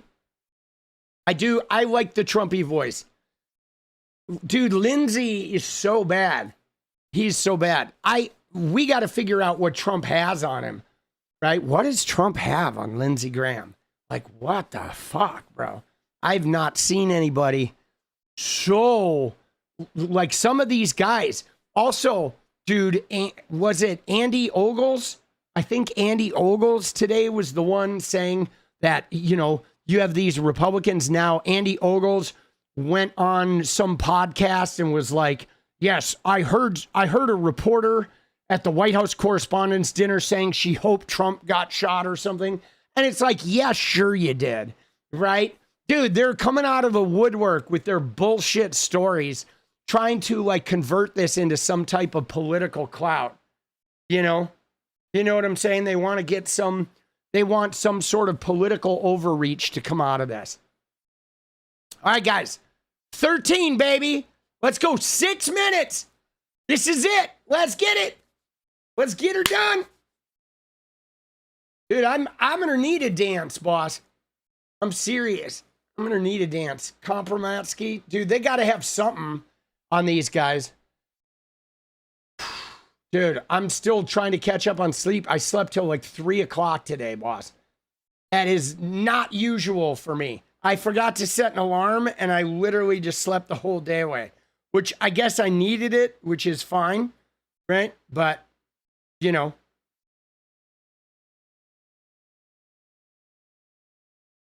Secure the dance. Let's go. Let's go, baby.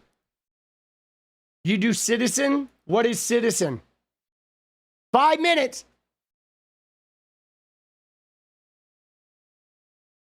Oh, Lindsey. Yeah, Lindsey with the young boy. Yeah, no, they've got to have Lindsey something. Need for a new dance party? A new ballroom. Oh, can I show you? Look at this, dude. Because the ballroom jokes are flying. Okay? Like, for example, my friend Dara had a really good one where she was like, look at this. Has Israel considered a ballroom instead of an Iron Dome? Oh, dude, Uncle F. Let's go. Poor Erica was traumatized. Oh, Erica, come here. Oh, I know you're sad. I'll let you change my diaper. Dude, LFG, isn't that great, dude? Has Israel considered a ballroom instead of an Iron Dome? Dude, Dara is so funny. Let's go, guys. 4 minutes. 4 minutes. 11 away. We got this. We fucking got this, boss. Okay? Or I thought this was pretty interesting, too. From Lance saying, wild how people cheering and arming a genocide suddenly have opinions on political violence. Oh, isn't that fucking chilling, right? Now, can we get a Melania change my diaper? Yes! Oh, Melania change my diaper! Dude, he's the boy who cried wolf at this point. Nobody is listening. You're right.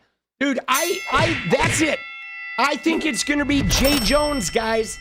They did this shit with Jay Jones. Jay Jones is going to kill your kids. I don't think anybody cares at this point. I think nobody cares at this point. You know what I'm saying? You know what I mean? Nobody cares what's going on with Trump's crybaby shit. Really? I mean, nobody's rooting for Trump, dude. Nobody is rooting for Trump. Not even Melania. All right, guys, 3 minutes. 9 away. We got this. Let's go, baby. Down to the wire. Oh, shit. Here we go. Here we go. The final countdown. Then we go look at Mark Lynch in South Carolina, who did, in fact, dude, he won my vote today. I'm probably going to send money to his campaign for today, dude. Dude, Uncle F, let's go. Diaper change on aisle 5.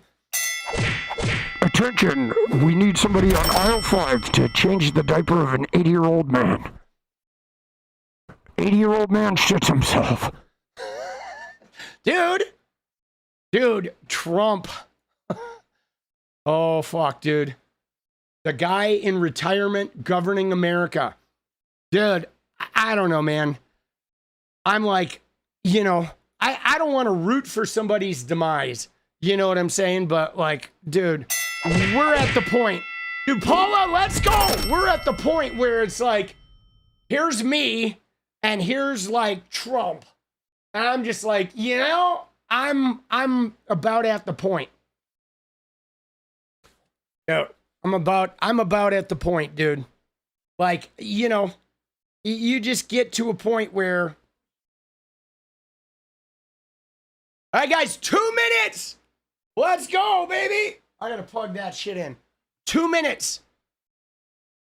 We are 7 away. Bump, ba-da-dun, dun, dun. Here we go, baby. Here we go.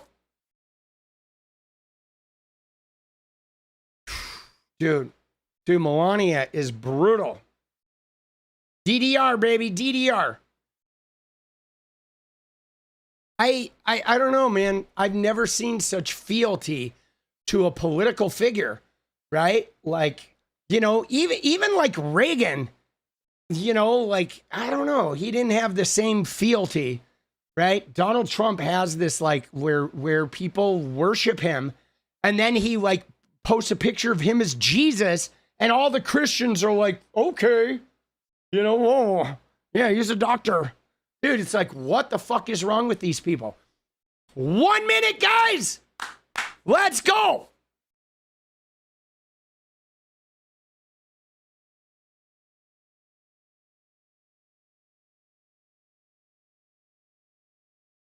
Yeah, the country just shrugged pretty much.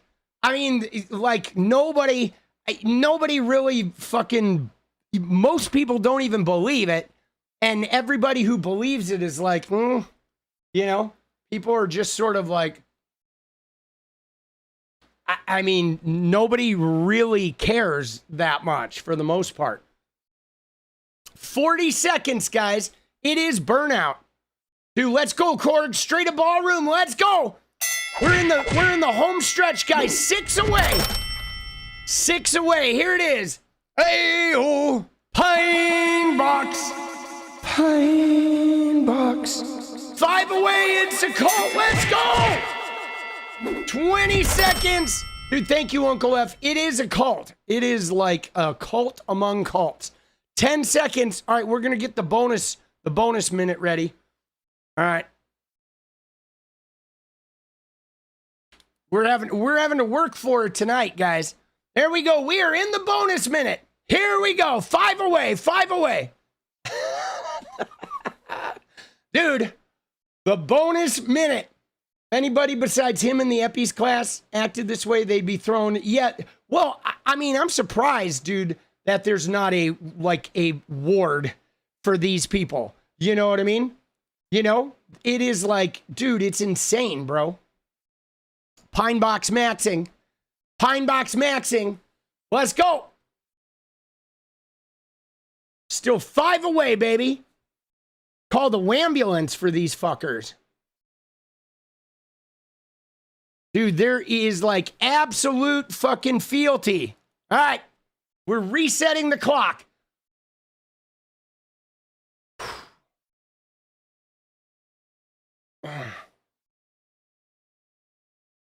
Yeah, we do. We're getting it.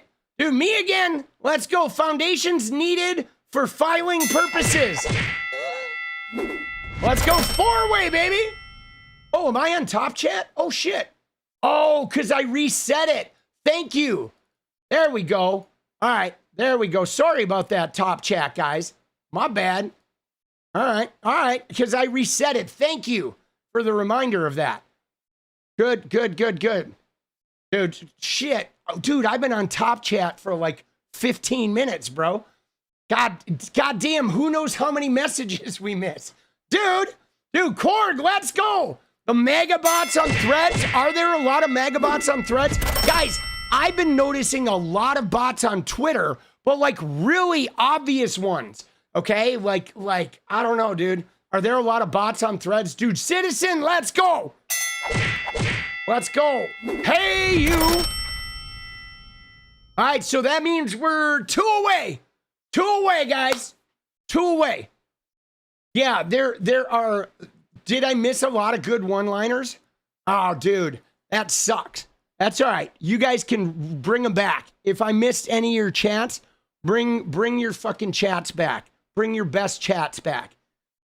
Yeah, I've been getting a lot of like pretty obvious ones. All right, we're 2 away. We're doing 1 more minute. This is it. Last minute. Then we move. Dose more. A lot came from you. All right. We'll get it. Restart the show, dude. Yeah, I'm going to just end it. I'm going to end it and restart it. Dude, fuck it. We'll reset the fucking the dance party thing too. Just kidding. Oh, there's been an influx since the White House dinner. Oh, dude, see, that sucks. I saw somebody today showing how on Facebook that like that Cole Allen's picture was being used, like attaching him to all the sports teams and shit. You know? Did I get all the donos? Good. I think the donos come through even on Top Chat, which is good. If they didn't, we'd be in trouble. All right, let's go. We're 2 away, guys. All right, this is it. Boom, 2 away. You get one more hip shake. There it is. Oh, oh.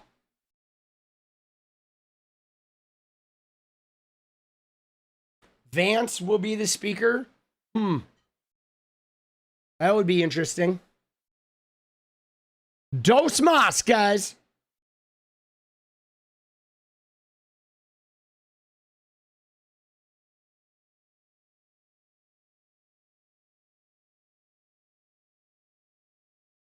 Shake that ass. Dude, we're shaking it.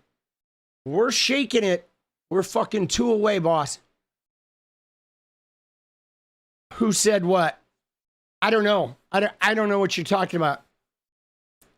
But we know, like, I can't really imagine Vance taking Caroline Leavitt's place, right? I mean, it would be interesting if he did, but I feel like that would be a demotion for him, you know? I'm serious. It would be a huge demotion for him because he would be doing nothing to build his resume. He wants to run for office. So I don't think he'd be onto that shit, boss. All right. I'm going to just take the timer off. We're going to fucking wait for the final 2 and then we'll get back on the fucking political grind. Here, let's go. Dos mas, guys. We're 2 away, baby. Melania twerked the booty. I don't think Melania really has a lot of booty, dude. She was a rail. Right? Yeah, I mean, who do you think? Juliana, let's go, Julia. Keep up the great content. All right, one more, baby. This is it. Coming in hot, guys. The final one. Dun, dun, dun, dun, dun.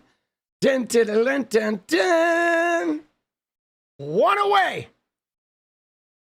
And then we can get on to Mark Lynch, South Carolina Senate candidate, the guy who was taking on Lindsey Graham, who shattered the internet today with his, like, incredibly honest posting.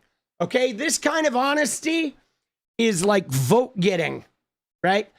Frankly, I'm a little surprised that it hasn't gotten more play yet, but I think it will. I think it's because a lot of people are quote tweeting it with a picture so they can include the whole thing. But there it is, Ella. Fuck it, we dance. Let's go. Oh, all right. So let's get into Mark Lynch. Mark Lynch, South Carolina Senate candidate. He is running against Lindsey Graham. And so you may have noticed something yesterday, okay, where Kyle Kulinski, all right, Kyle Kulinski posted a funny AI image of this. Okay, so this was the image that Kyle Kulinski posted, which was an AI edition of Lindsey Graham on top of the the alleged shooter in the White House Correspondents' Dinner. Okay, dude, but like, so there you go. This was the thing that like got out there and everybody's like, oh my God, this is hilarious. But then you want to see what the Senate candidate Mark Lynch did. So Kyle said, who made this? And then Mark Lynch, candidate for U.S. Senate, says, this image is definitely fake. Lindsey would be on the bottom. Dude. Oh, dude, to a hero's welcome, ladies and germs. Oh, man. There it is. Dude, no truer words would ever be spoken, right? Oh, shit, dude. That is amazing, boss. I'm telling you, like, his campaign proceeds went up, right? His campaign proceeds definitely went up. Oh, dude, that was epic. Now, Lindsey, though, guys, Lindsey's been on a tear today, okay? Can I just tell you, like, look at this shit, bro.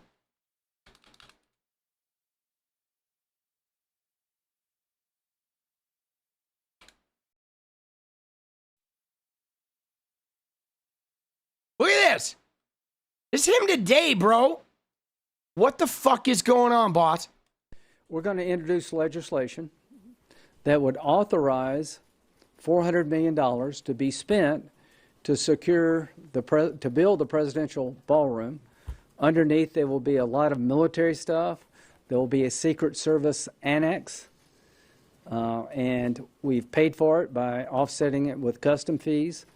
But the estimate is $332 million. We're going to do $400 million because I think it's probably going to take more. Private donations can be used, but I think they should be used for buying China and stuff like that. Underneath this ballroom will be infrastructure that is national security centric. The ballroom itself will avoid the dilemma of having to leave the White House grounds with future presidents and this president's to go downtown in a place that's less secure. President Trump said to me yesterday, we need the ballroom not just for me but for future presidents. He literally could have left his bedroom, walked out the back of the White House, and been at the ballroom. That's what needs to happen when you have 1,000 or 2,000 people gathered in today's environment. And the sooner we get the ball... Dude, why is this important? Why does the president need to even be, you know what I'm saying? Like, what the fuck is, they need to have a ballroom? So, no, you have Donald Trump wants, like, Mar-a-Lago at his fucking, at the White House. Or what, he can't travel? Is he too sick to travel? Dude, they want some extra shit underneath it? Some extra, like, military complex shit? Nobody needs this shit. This is the 250th anniversary of America, and we've never needed a fucking ballroom. $400 million for a ballroom? Fuck you, Lindsey. Dude, my can of coffee, every time I go to the fucking store, it's 2 ounces smaller for the same goddamn price. Fuck you. I want to be able to afford to eat. I want health care. Trump can eat shit on his ballroom. You know what I'm saying? Like, what the fuck? Ballroom built, the more hardened it is, the better for the country. So I hope and pray that most people in the Senate after Saturday night will support this bill. Dude, the more hardened the ballroom is, the better it is for the country. Like, what do we benefit from the fucking thing?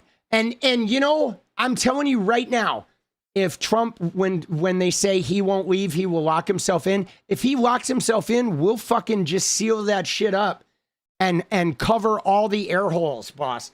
You know what I'm saying? And so we'll flush him out. Right? Or he can stay down there with a scuba mask on, right? At this point, no SAVE Act, no ballroom. Fuck you, Trumpy. Like, yeah, I think there's some money going on. Like, I think Trump is going to steal some of that money. I think they're going to launder that money through, like, Trump family or maybe some construction company that they're all a part of. This is bullshit, dude. Trump is like ordering the Mercury Big Mac, dude. What the fuck are we doing? 400 million, okay? And dude, Boebert was on this too, dude. Look at this shit, dude. Look at Boebert. She was on this too. Where is it? She said,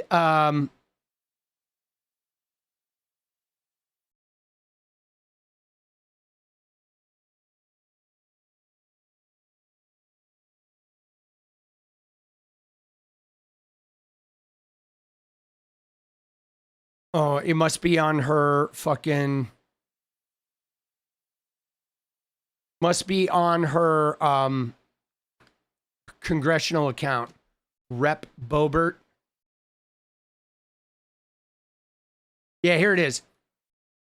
I'm working with my team to draft legislation ensuring the White House ballroom is completed. I don't believe congressional approval is required for the project, but if it'll keep activist judges on the sidelines, so be it. More to come this week. But guys, this is what our government is doing. This is what our government is doing. They're not, the Republicans are in power, and they're not like serving the American people at all, guys. Not at all. They're talking about building a ballroom. They're voting on whether to put Trump on Mount Rushmore. They're naming post offices after Charlie Kirk. They're literally not, they're not doing anything to address the needs of any of the American people. None. They gave a massive tax cut to the wealthiest people in the country. And then since then, they've been jerking Trump the whole time. That's it. It's been like one giant Trump jerk fest. Okay? One massive Trump jerk fest. And yeah, let's see who the donors are.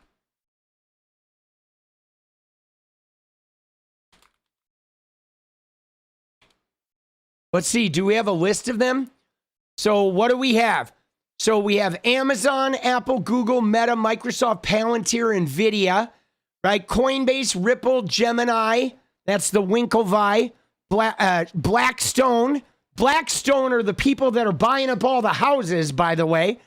Then we have the defense industry, Lockheed, Boeing, Caterpillar, HP, and T-Mobile, okay? Then we have Hard Rock International, NextEra Energy, Comcast, Altria Group, Reynolds American, okay?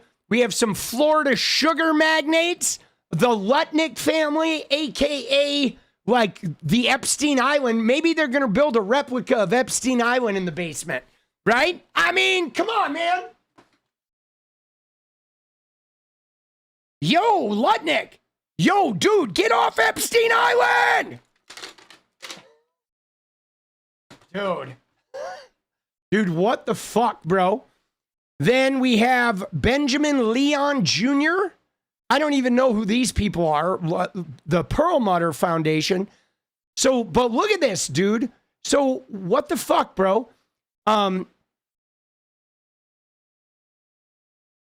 Like, you have to ask, why are all those people, okay, the ones that are fucking funding this thing? It's like all the AI and tech companies, the crypto and finance companies, and the defense industry, and a few communications companies, right? Like, what the hell, dude? You know what I'm saying? What the hell is going on, bro? It is so dumb, dude. And what's crazy about this, though, is that these guys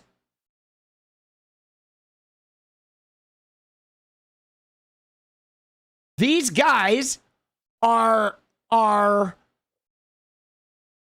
I thought they had all the money. Now they're earmarking 400 million.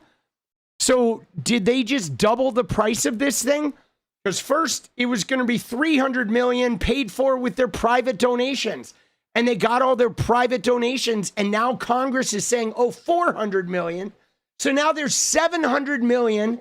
But like, dude, why? Dude, I don't like the fact that there's even private donations. They're going to spend $1 billion on a fucking ballroom when American people can barely feed their families. Dude, the Epstein class. It's fucking bullshit, dude. It is bullshit.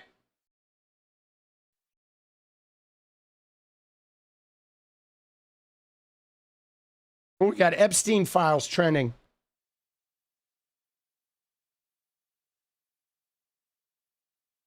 Dude, I'm nervous about I'm nervous about scrolling on Twitter.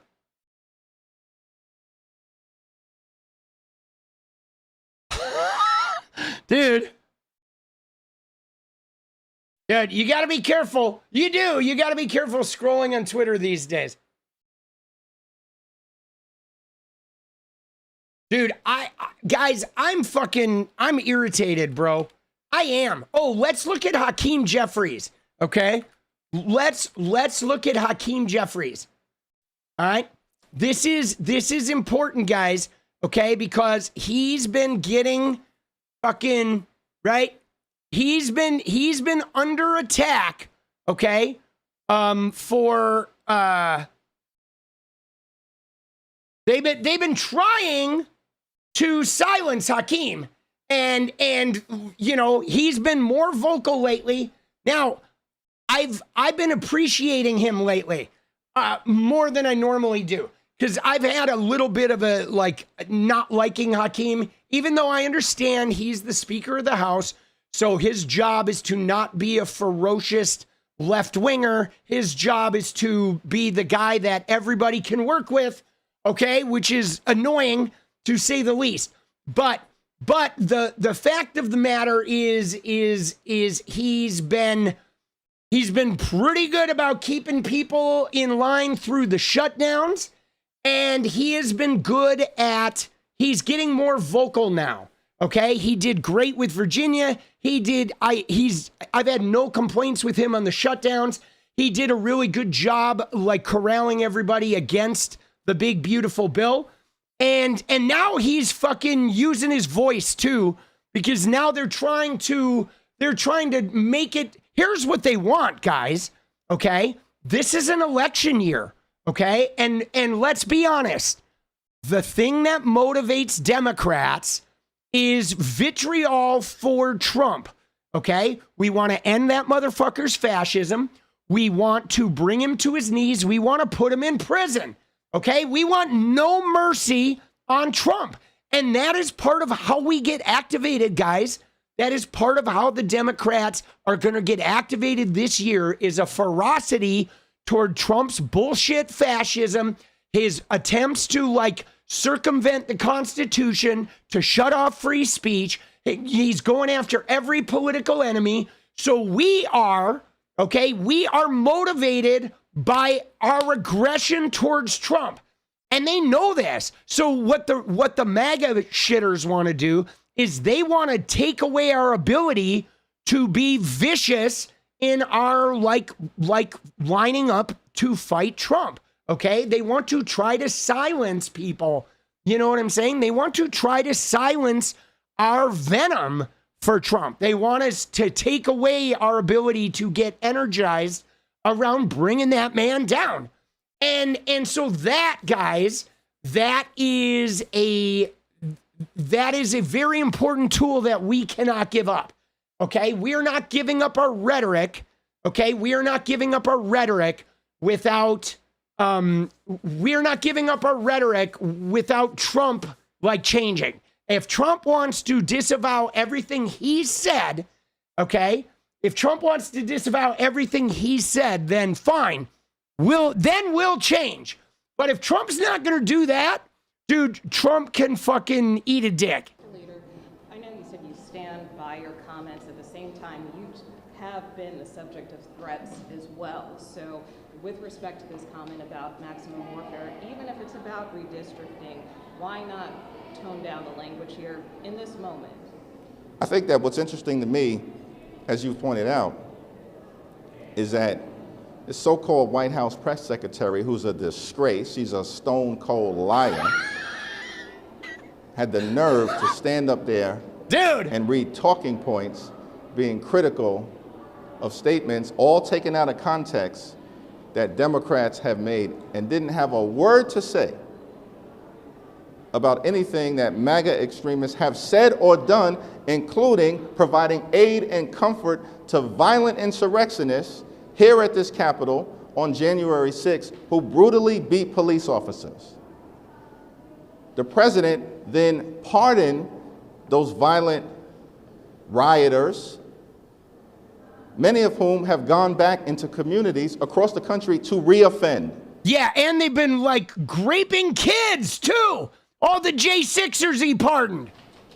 And as you pointed out, one of whom threatened to kill me. He said, kill the terrorist. Where did that language come from? What Republicans use that language? Why did that pardon MAGA extremists, violent insurrectionists, choose to use the language of terrorism directed at me when he threatened to kill me at an event? And so how can we take them seriously when they raise these partisan attacks and completely ignore the fact that a lot of folks, including Governor Shapiro, his home was attacked by an arsonist when he and his kids and wife were there. And this so-called White House press secretary wants to lecture America and lecture us about civility. Get lost, clean up your own house before you have anything to say to us about the language that we use. Dude, there you go. Get lost, clean up your own house. Now, I don't like his hand motions. They're, you know what I'm saying? I'm not into the hand motions, but I realize that's his fucking shtick. But the fact that he is being vocally defiant, I think is important because it's setting the tone, guys. It's setting the tone that because we don't have any power right now.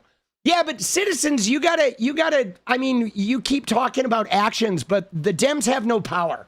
So like expecting a party with no power to come up with some magical actions is stupid. Okay. Like do that when we have power. Start talking about the actions you want, but the Dems don't have any power. They can't do anything when you're the minority party. I mean, and they've been doing what they can to fucking sabotage where they can, but they can't, right? Yeah, the hands are so annoying. But like all this talk about like the Dems do something, he is doing something. He's setting the tone for leadership of like, we're not going to tone this down. We're not changing because you guys are bringing this rhetoric. You guys are liars. You guys are abusive. And the whole time, and then you want to talk about us like, fuck you. We're not entertaining that. And I think that that's an important step. I think being defiant is important, you know what I mean? And because the thing is when we have the power, then we got to exercise it. Okay. We got to fucking exercise it, but we can't, there's really not much we can do now. You know what I'm saying? Yeah. I mean, you're just barking up a fucking tree there. You know, I mean, you are when you're saying like, oh, for them to do something like, what do you think they should do? All right. You who's like, they're not doing anything. Tell me something that you think they can do right now that they're not doing. Okay. That would actually have an impact. Because I know somebody mentioned, oh, they won't bring up the impeachment, but like, it's not going to pass. You know what I'm saying? You know, I'm just saying, you know, they right now, they can't really do much. You know, I get that you're angry. I mean, we're all angry. I think he's angry. He looks angry. Everybody's angry. But like, you know, it's just hard.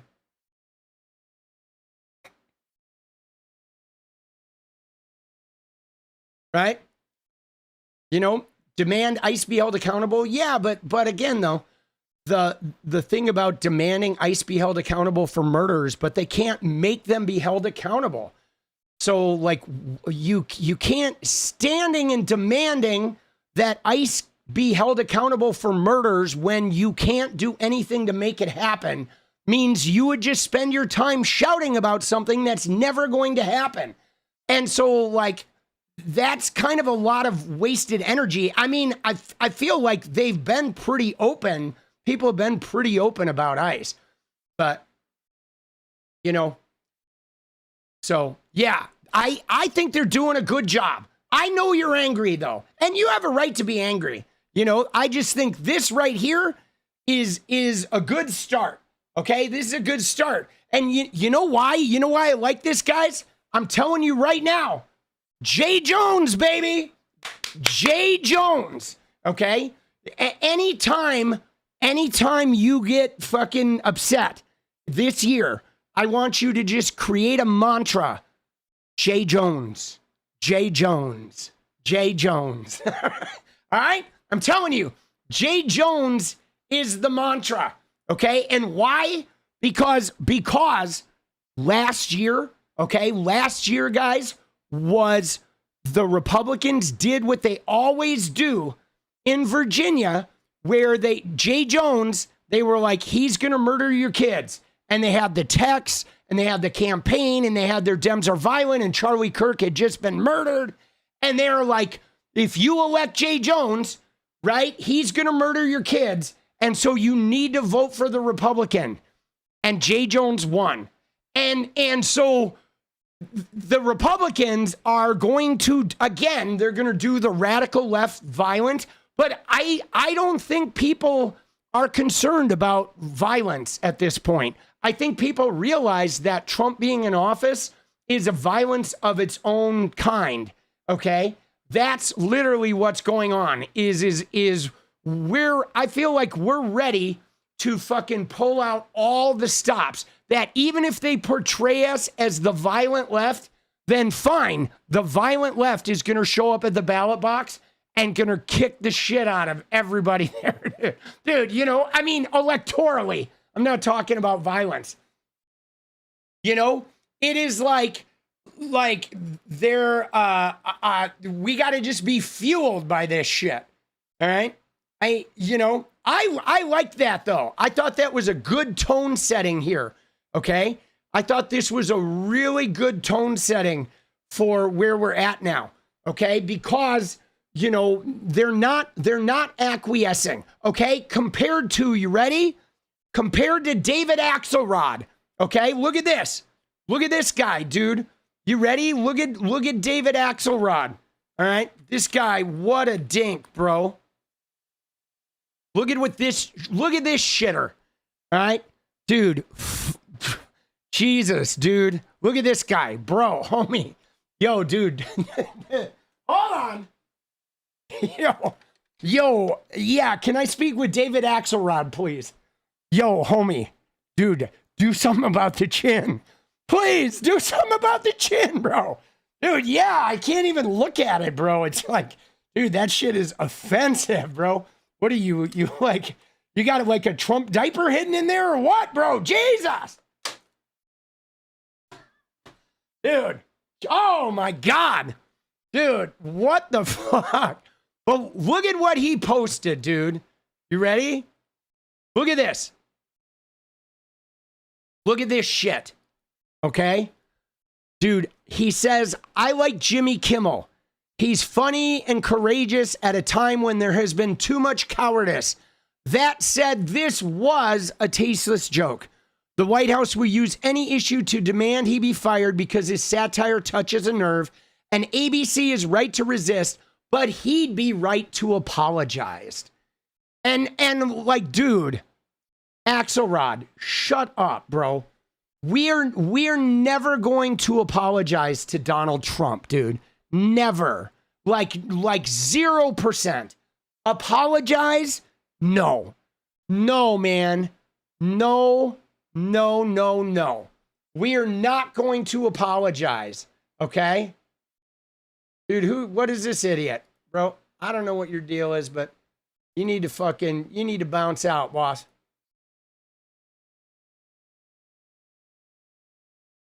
Right? Dude, that was like a gamer kid or some shit, bro. I think gamer kid in the chat. Later. Smell ya. What's that smell? Smells like manosphere wannabe. Later. Dude, he needs to get a room with Carville. Yeah, dude, Carville. First off, Carville backed down to Melania's threat about like her boning Epstein, right? You're welcome. I got rid of that guy. I missed the first couple messages or he would have been gone earlier, right? Dude, it smells like boyosphere is what it smells like. Boyosphere. Like Benny Johnson-osphere.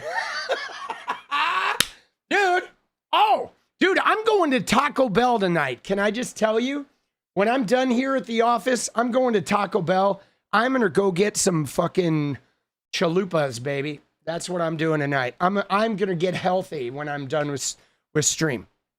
All right, since the Mariners got their asses beat today. But, all right, so, dude, yeah, this is crazy, okay? Right? Dude, John Cornyn's advertising. All right, good. He's wasting his money. Dude, thank you, John Cornyn. Appreciate your wasting your money here.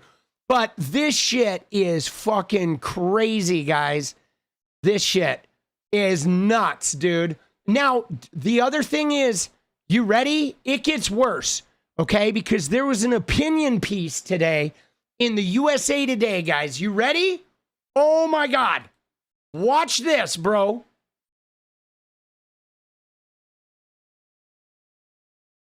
Dude, even Anthony Mercado was like, bro, you're making me agree with Trump.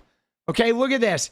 Dude, and Andrew Mercado was like, you're making me support Trump's attack on the corporate media with tweets like this. Dude, even Mercado is like, fuck these guys, because look at this. The left must learn to live with a conservative leader without reaching for violence or for rhetoric that makes violence feel thinkable. And it's like, yo, dude, get the fuck out of here, bro. Right? Like, are you shitting me? They're saying that we have to get rid of rhetoric that makes violence feel thinkable. Like, dude, the entire reason there's violence in America, all of the violent rhetoric, everything going on in America right now is because of Donald Trump.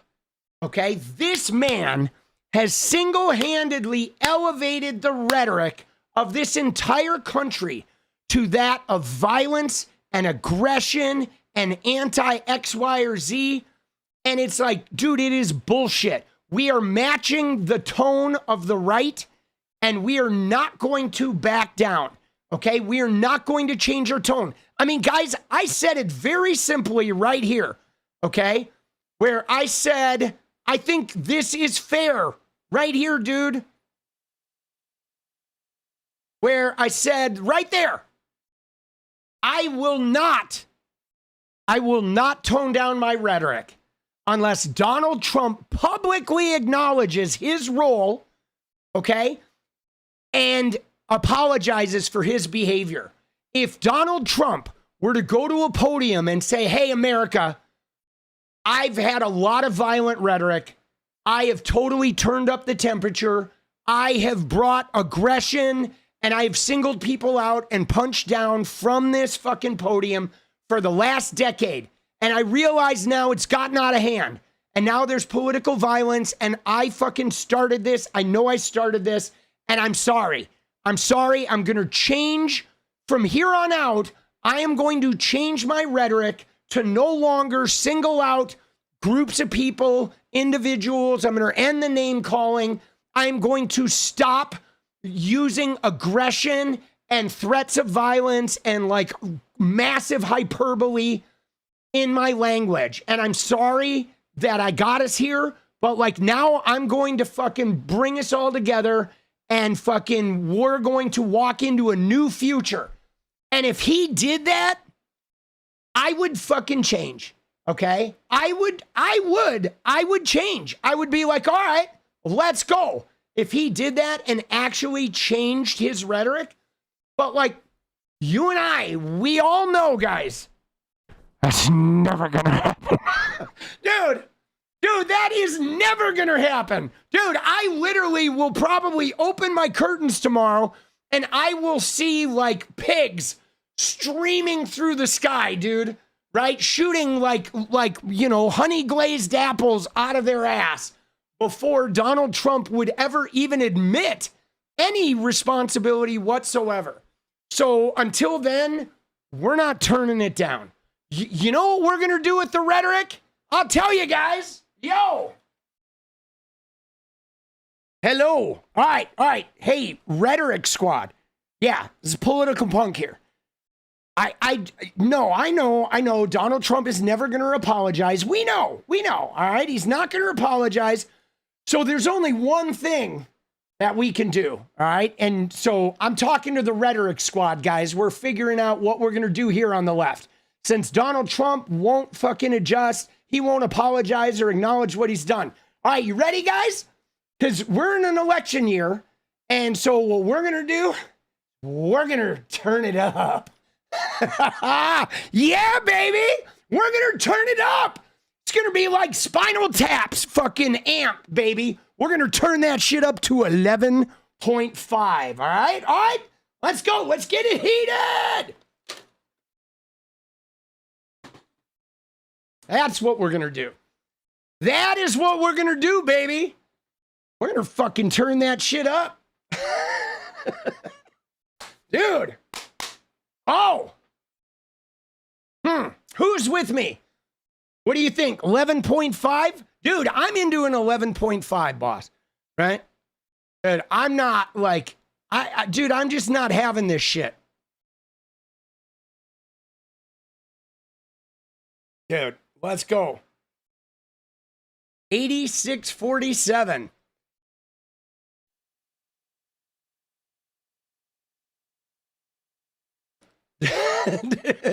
Dude, look at this.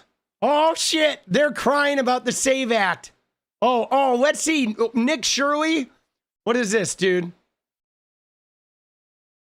Dude, the threats are real. They want to kill. Who's they, 𝗙cie𝗶𝗹𝗍? Here's the truth about the radicalized. Right now, a small group of Americans have become and are becoming radicalized. This is a major problem. Here's why. Say 1% of the U.S. is radicalized.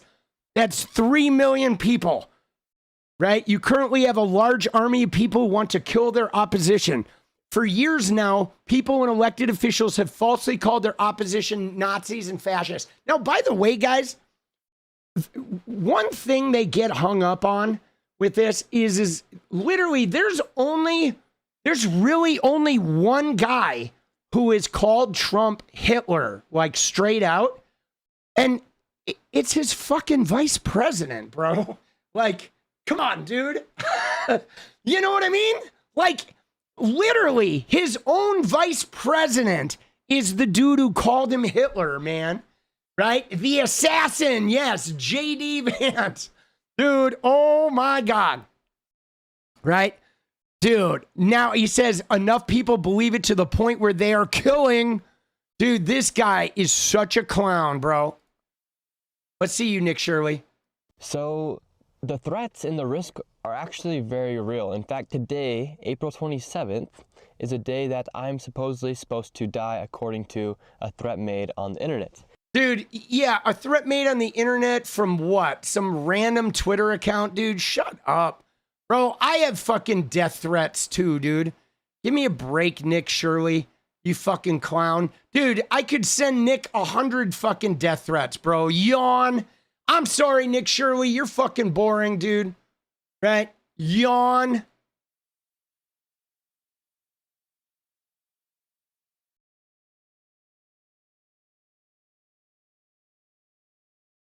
Dude. Yeah. Shut up. Dude, give me a fucking break, bro. Dude, the guy, right? The guy who runs around to daycares and shit and tries to get in and get his hands on the kids wants to send us messaging about, like, political violence. Dude, shut up, 𝗙cie𝗶𝗹𝗍. About the only thing we want to see from you, we'd probably watch a video of you, like, soaking your mom. But other than that, dude, we're not interested. Okay? Seriously. Nobody is interested in a damn thing that 𝗙cie𝗶𝗹𝗍 has to say. All right? Nothing. I don't want to hear it. Oh, man. Dude. Jeez Louise, boss.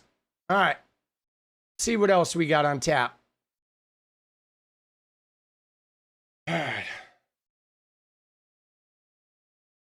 Dude, we could watch a little bit of that TPUSA guy. Right? Remember we were going to watch this guy's video right? This guy, dude, who quit TPUSA. Dude, I forgot about this. Right? I forgot about this. Remember this guy? While we're on the fucking anti-𝗙𝗽𝗏𝗧 tip. You just think what's realistic.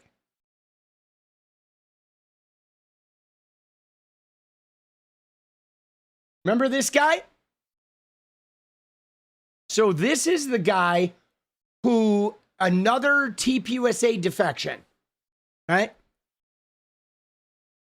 Let's watch a little bit of this. I don't know if we'll watch the whole thing, but. This is why I'm quitting Turning Point USA. This is a letter I have written exactly 7 months after the assassination of Charlie Kirk that I will be sending to my TPUSA chapter at Texas State University. This letter includes my opinions and thoughts on many things that are always subject to change. I have an open mind and I critically think to the best of my ability. The pursuit of the truth is all I care about. I'm utilizing my First Amendment right to share what I believe to be the truth and the leads that help us get close to the truth about what happened to Charlie Kirk on September 10th, 2025. Why I quit TPUSA? To the Turning Point USA chapter at Texas State University and to whom it may concern. These past 7 months have been some of the craziest times of my life. Ups and downs, clarity and confusion, meeting new people, making new friends, seeing darkness come out of people, and seeing the light that opposes it in others. On September 10th, 2025, we witnessed one of the darkest days in American history. On a college campus just like ours, Charlie Kirk, an innocent man, was assassinated for being a Christian and for standing up for one thing, the truth. All right, again, guys, dude, it was horrible. Like watching Charlie Kirk die that day will be burned in my memory. But one of the darkest days in American history, like, come on. I mean, that's a little hyperbole, okay? The guy was a podcaster. You know what I mean? Like, bro, give me a break, dude. American history, we got like the Civil War. You got Abe Lincoln, JFK, Vietnam War, Kent State. I mean, it was a podcaster. It was traumatic with all of us watching it. But like, dude, you know, the hyperbole. But all right, you ready? Here we go. I'm going to let it roll. On a college campus just like ours, Charlie Kirk, an innocent man, was assassinated for being a Christian and for standing up for one thing, the truth. Charlie was the guy that got me into politics, not because he won debates or was cool with Trump, but because of his faith in Jesus and his relentless pursuit of the truth. I watched him for years, and his boldness that was rooted in common sense gave me the confidence to voice my own opinions and talk to others who might disagree with me. On 9/11, the very next day, I joined the TPUSA chapter at Texas State University. Throughout my time involved on campus, especially during our September 15th memorial event, myself and others have received death threats, racist harassment, constant mockery, and a plethora of students, professors, and adults that joyfully cheered for the death of Charlie Kirk. So, dude, this is crazy, though. Because did you hear that? Like, I didn't realize this, but forget about the racist harassment. That shit is nonsense. But did you cue in on the other thing he said there? Guys, he joined TPUSA after Charlie was shot, right? Isn't that crazy? Like, he wasn't a TPUSA guy who watched Charlie get shot. He saw Charlie get shot and joined TPUSA, and 7 months later, he's already quitting. So he wasn't a faithful. He was like radicalized by the shooting, and then he joined TPUSA. And so that's like super scathing because, like, all right, now I'm really intrigued because now the people that even joined after Charlie died are the ones who are like, wow, this organization sucks, right? Some of these moments even attracted national media attention. I always knew there was evil in the world, but after seeing how quickly and easily people celebrated someone getting shot in the neck, I then realized that there were a lot more demons in the world than I thought. Oh, demons! On September 21st, my dad and I flew to Glendale for the Charlie Kirk Memorial funeral. I can go on and on about that trip because it was truly one of the most powerful things I've ever witnessed, but that's not what this letter is about. As I get into my main point, I want to start off by quoting Charlie when he was on the PBD podcast in 2023. Quote, "My pattern recognition over the last 5 years has become pretty sharp. COVID, Maui fires, Epstein. When I see a story and it doesn't click, our guts are usually right." End quote. As each month has gone by since that September 10th day, I truly believe this is the unfinished progression of the fallout of that event, the stages of how it has unfolded and how it will continue to unfold. Brief, question, suspicion, theory, lead, evidence, conclusion, and ultimately the truth. Right now, I believe we're at a critical crossroads between leads and evidence. All right, here we go. We live in a sick world that hates the truth. We're up against powerful forces of darkness and a sinister evil that never rests, Satan. Oh, God. See, dude, you know, if this letter was not rooted in the fantasy of, like, God and Satan, I'd be able to take it a lot more serious. But we're gonna venture on. But, like, ooh, the powers of Satan, dude. Dude, Satan is in my athlete's foot. That there has been a massive worldwide manipulation of the Christian faith surrounding the assassination of Charlie Kirk. Yeah, here's where it gets into it. World that hates the truth.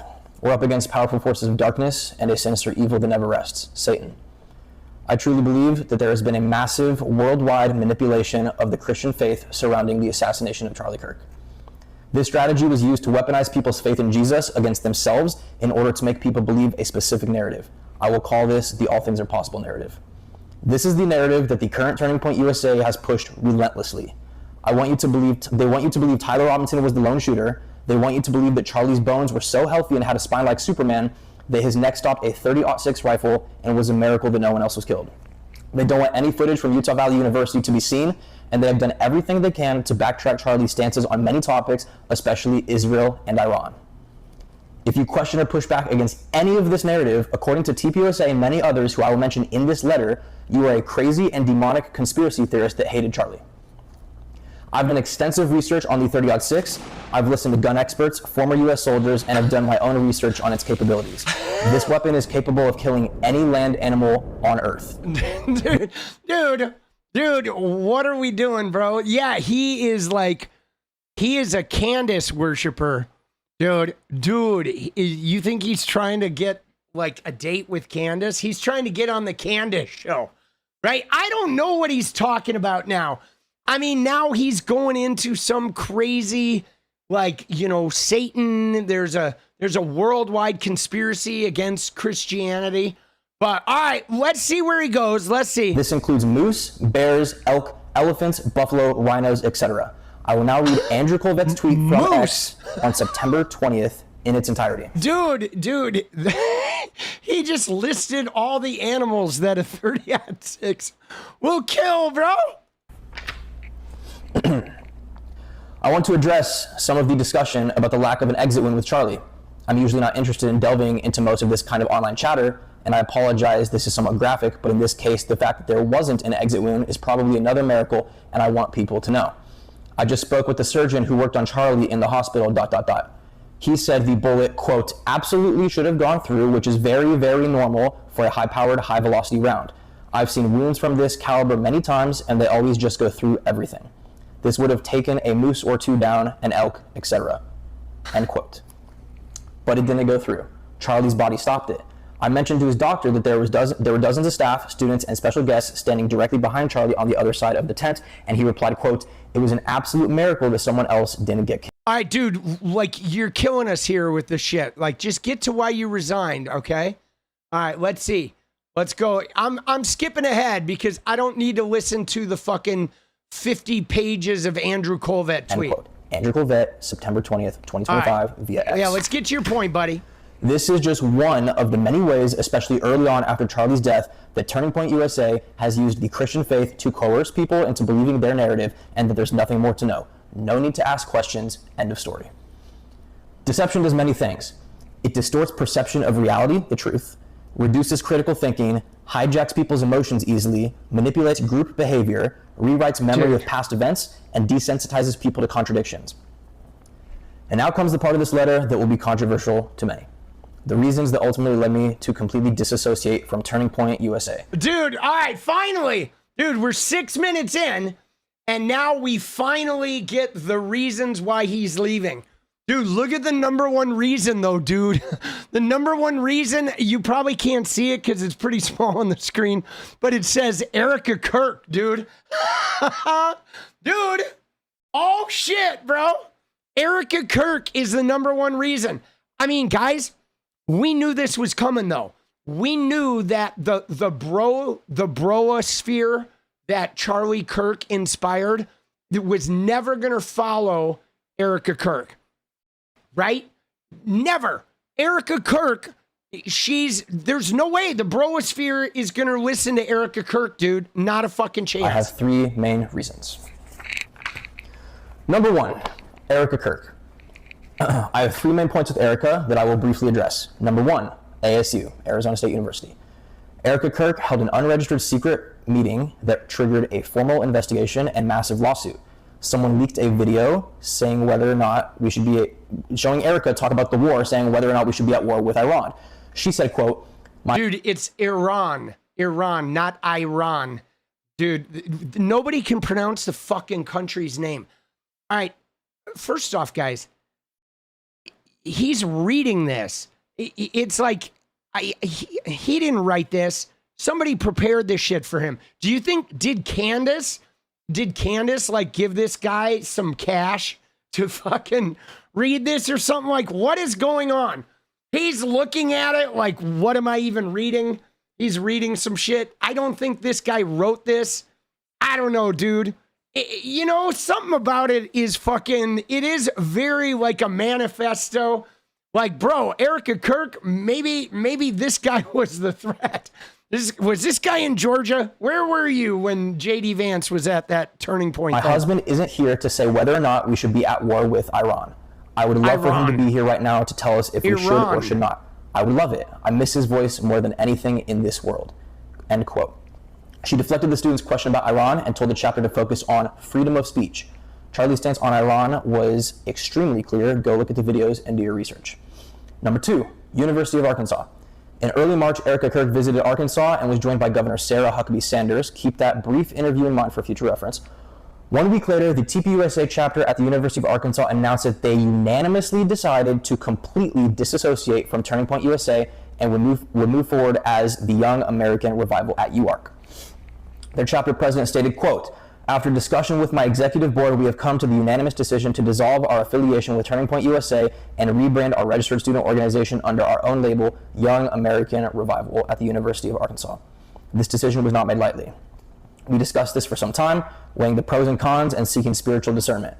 We have many grievances with Turning Point USA, which we will shortly make known to them in private, but I will share only one. We are generally put off by how Charlie Kirk has been used by TPUSA since his assassination. Statements like Charlie would have said and Charlie would have wanted have felt in many instances disingenuous and manipulative. Dude, I didn't even know about that. About like in Arkansas that they met with them and were like, we're out. I mean, dude, they're not wrong. I mean, dude, they have a podcast where they sit next to his empty chair. But yeah, this does feel like a manifesto, right? Right? Is this guy, I mean, I hope this guy doesn't have any weapons. Charlie Kirk cannot speak for himself anymore, and we do not recognize the way others have attempted to speak for him. Though the one thing I always took away from my interactions with Charlie was the importance of being your own man or woman. Sometimes that means making tough decisions, just like this one. That was Dino Fantagrossi, a 5-year TPUSA member at the University of Arkansas. Dino in his chapter also stated that they believe TPUSA has lost sight of conservative values and what is truly important. Quote, we are no longer focused on our guiding North Star, that is, fighting for conservative policy, principles, and values. Instead, it feels we have become consumed with metrics, creating the next viral cultural moment. We have become reactionary when we need to be proactive, end quote. This entire situation and the boldness of that chapter is one of the main reasons I'm writing this letter today. Number 3 on Erica Kirk, the leaked Zoom and audio. On January 28th, a TPUSA internal call led by Erica Kirk on September 16th, 2025 was leaked. This call took place 6 days after her husband Charlie Kirk was assassinated on live TV. I encourage anyone reading this to watch that Zoom call in its entirety through an unbiased lens. Pay attention to what was said, the tone, emotion, body language, and the timing of this call, 6 days after he was killed. She starts off the Zoom call joyfully laughing and smiling about the thumbs up on the call. She then, in the most emotionless and disingenuous way, says, quote, I just wanted to say first and foremost, my heart obviously is broken for you guys as much as it is for our family. You guys lost not only a boss, but someone that you looked up to, end quote. She then assures the employees that no one's job is in jeopardy because you're family. I want to highlight some quotes from that call from her. Quote, everyone grieves differently, so if someone's acting weird, don't read into that. The fact that a lot of you guys are here in office, that's what he would have wanted. We're going to work hard because that's what he would want. Dude, this is I boring. want our family to stay together. I feel so blessed and honored, end quote. Dude, he could have given this statement in like fucking 5 minutes, bro. Here, I have 3 issues with Erica Kirk, right? Blah, blah, blah, blah, blah, blah, blah, blah, right? Number 2, right? I'm fucking, you know, like, dude, I feel like he's trying to punish us all for some reason, you know? On January 27th, audio from a Zoom call on September 22nd, unbothered tone. Here are some of the quotes. Quote, the fact that we were able to pull our orders to fulfill. All right, you didn't like the Zoom calls where she said, oh, we sold 50,000 hats. Yay. I mean, we know she's a grifter, right? Her speech at the funeral genuinely made me emotional. I stood up for her online and in person in the midst of death threats, mockery, and satanic hatred that was thrown my way on a daily basis. No one was rooting for her more than me. I was unfollowed by so-called friends when I was posting about all of this. When it comes to Erica Kirk, no one, at least that I know of, stood firmly on her side through everything more than me. But I was raised right. I was taught from a young age to have discernment, to not blindly follow the crowd, and to not be a sheep. And this is what most Christians lack. The ability to take time to critically think and the will to stand up and fight for the truth, regardless of what people think about you. The raw, authentic emotion I have seen in so many fellow college students and others over the past 7 months doesn't even compare to the bad act Erica has put on for all of us. We are in the midst of a mass deception and a worldwide manipulation of the truth and the Christian faith when it comes to the assassination of Charlie Kirk on September 10th, 2025. My second point for leaving Turning Point USA and writing this letter. Aubrey Leitch and other fired former Turning Point USA employees. Aubrey is the former public relations manager for Turning Point USA and was part of the mass termination group that was fired in January of 2026. She worked for the ATK company, which is Andrew Clevette's private business that contracts out with Turning Point USA. She had been with Turning Point USA since 2021. She stated, quote, I wanted to work hard for both Andrew and Charlie, for my coworkers, and for the Lord. I really believed in the mission of Turning Point and what we were doing, end quote. Aubrey was pulled into a meeting with Andrew Clevette and Marina Minez, the CMO of TPUSA, and was told she was fired, reason being a totally bogus Uber story that sounds completely made up of her. These next statements from Aubrey and others like them from ex-Turning Point employees are another one of the main reasons I'm writing this letter today. Quote, I just have a gut feeling that I was terminated from Turning Point because I am questioning the narrative of what happened to my role model and CEO Charlie Kirk on the day of his assassination. Okay, so, I mean, dude, I think I'm going to skip through this because I don't want to watch this whole thing. But obviously, it's all centering around the Charlie Kirk narrative, okay? It's like, I remember Aubrey getting fired. I remember that there was some hubbub about that. They've cleaned out anyone who's questioning the narrative. And mostly, you know what it is, guys? There have been a lot of leaks, okay? This is all about Candace Owens. I mean, I don't know if this guy's connected to Candace Owens, but what it is Candace Owens has been getting leaks from inside TPUSA. This is how Candace is able to, that's how she's able to have show after show, like outing the internal decision making. And so they fired everybody who has remotely questioned Charlie's killing because they think that maybe those people are leaking to Candace, right? And who knows? I mean, we know they're covering something up, though. I don't know, dude. This video is pretty long and boring, and I'm not going to watch the whole thing. We're going to skip around, see if we can find something of interest. But I will say this. The story, I think we all know that the story we have about Charlie Kirk is not the whole story. That Tyler Robinson didn't just load one bullet into that gun and fire it into Charlie's neck and then walk away. There's no way, dude. They're like, no way. No way. I mean, the way TPUSA has changed and have hit the ground running, like something was going on that behind the scenes. I don't know what it was, but but we're going to skip around. Ingrained in me and so many other young people. All of these people who have been terminated were the most hardworking, honest employees that Turning Point has ever had. I'm doing this for them, and I'm doing this for friends who I consider family who are still there. It literally breaks my heart to make this video, but I know that I owe it to Charlie and that this would be the expectation for me. And so that's why I'm doing it. Everything's for Charlie, end quote. I encourage anyone who is reading this to watch her video in its entirety through an unbiased lens.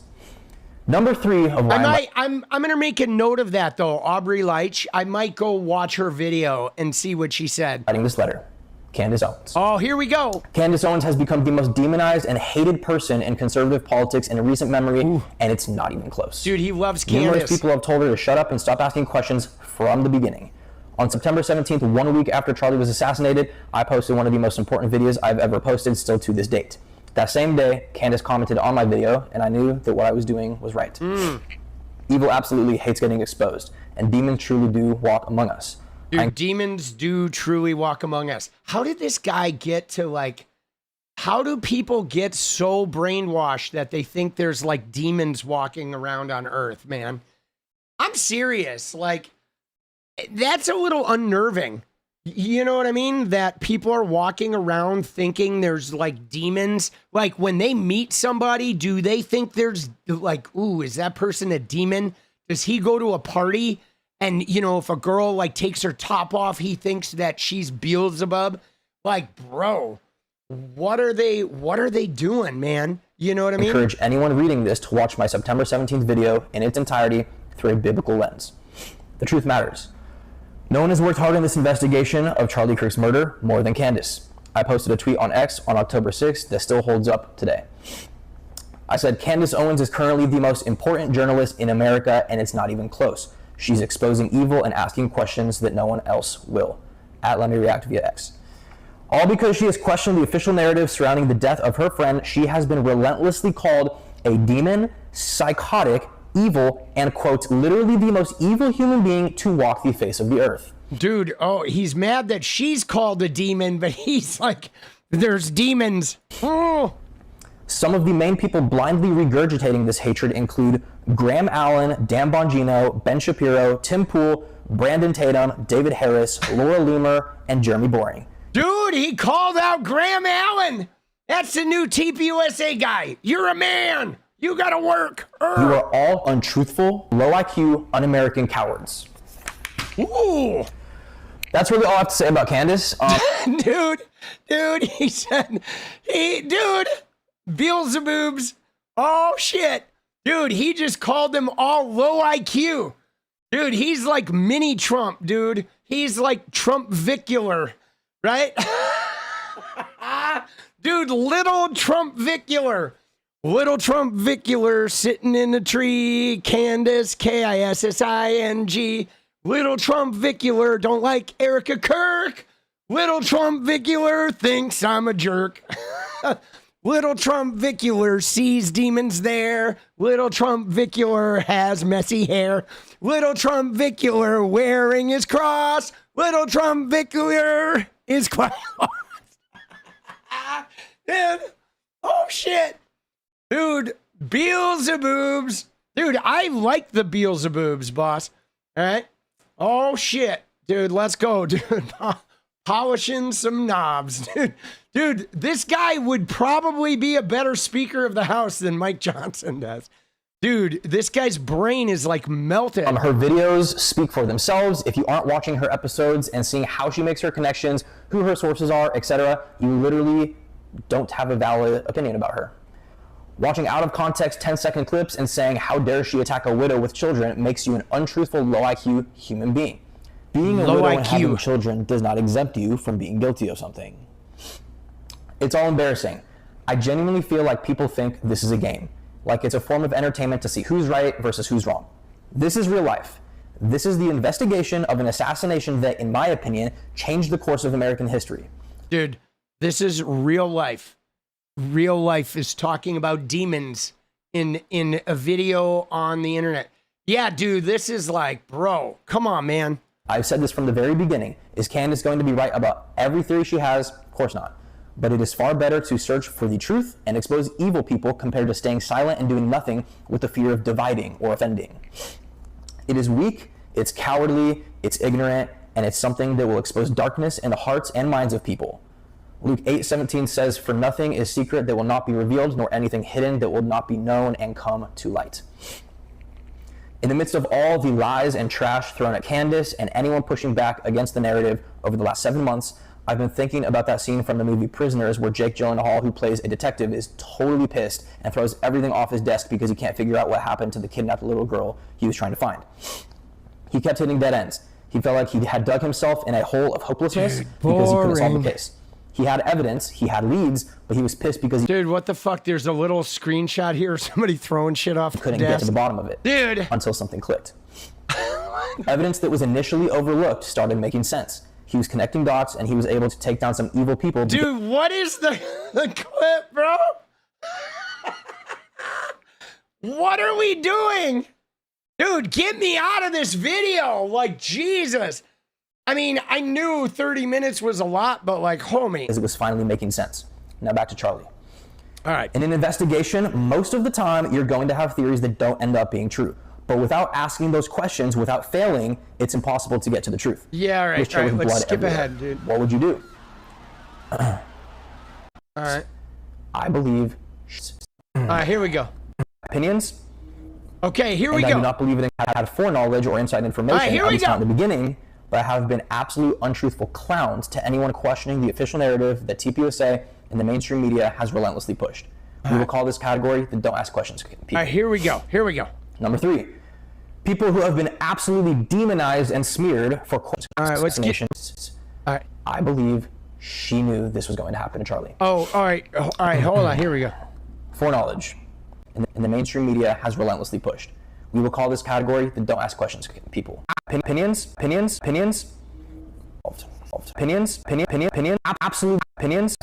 absolutely demonized and smeared for questioning any of the narrative surrounding the assassination of Charlie Kirk. Here come his opinions, okay?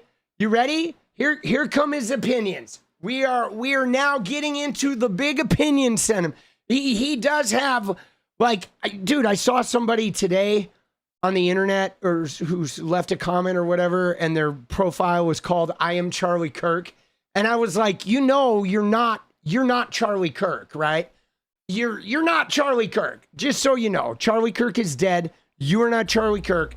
This list is the culmination of my opinions, and I do not believe it includes everyone who may be involved. All right, here we go.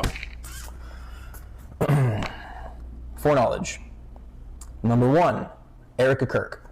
I have done extensive research, watching videos, listening to people, of grief counselors, psychologists, body language analysts, and therapists. I believe she knew this was going to happen to Charlie.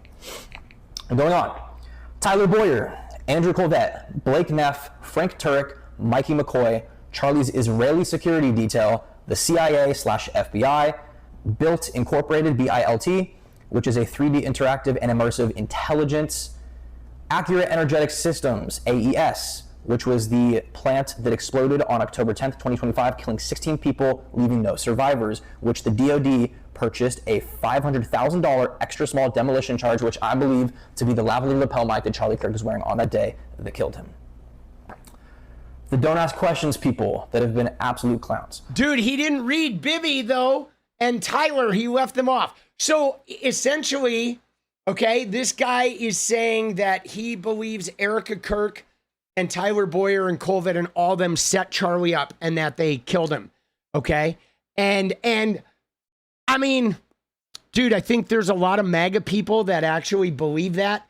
And I think that is part of why MAGA is fucking splitting and stuff. And like, but dude, I just don't understand what his whole point is here, right? Because he's like listing all this shit, but this is like a Candace essay, all right? You know what I'm saying? It is like a 30-minute, like Candace Owens is right essay. Boy, That was fucking, that's a lot of work, dude. Mason Lemmy. All right. He's fucking, dude, these Christians have melted fucking brains, bro. Right? They do. They have melted brains.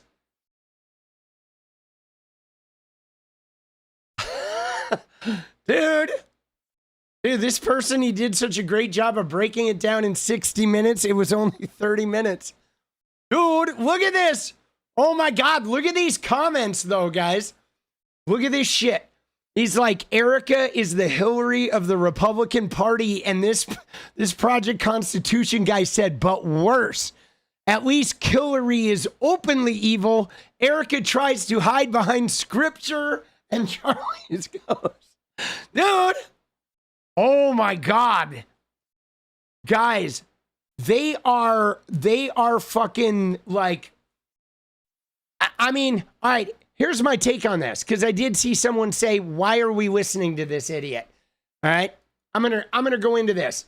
Okay, you ready? So, first off, all of those people, like the Project Constitution and all of those people, whatever, you know, TPUSA, and this includes Candace, they are all batshit crazy. And I think that their fucking Christianity and how mental they are, thinking that there's a bunch of demons on the earth, is really weirding me out. You know, it's weirding me out that we do have a portion of the American electorate right now, including some young people that are like weird spiritual warfare people. Okay. You know what I'm saying? Like, that makes me a little nervous. It does. I admit it. Like, thinking that, you know, a segment of the country are like thinking the population are demons. That shit's a little nerve-wracking, because you wonder when they're going to start like blowing shit up like they used to do when I was a kid with abortion clinics. There were some radical right-wingers that would like blow up abortion clinics and stuff. And it was pretty gruesome. They were like those Westboro Baptist kind of people, but like overdrive. And frankly, I think some of the new sort of James Fishback America Firsters are kind of approaching that kind of energy, where they're already 4chaners to begin with. And now that they're like getting into this sort of weird spiritual warfare, like, you're demons, we got to vanquish you. That kind of shit does make me a little bit nervous. Okay. It does, dude, because you wonder if they're going to act out on it. But aside from that, I think there's some value in this, okay? Because these people are gutting, okay? These people are gutting the MAGA movement, okay? They are. Like, there is a real absolute, like, fracture that is happening in MAGA that is, like, super exacerbated. I mean, and look at the guys, right? Look at the guys that he mentioned in his little thing about like Bongino and Graham Allen. Like I think Candace is, you know, she's wielding her power in a way that is really helping to like bring MAGA to its knees.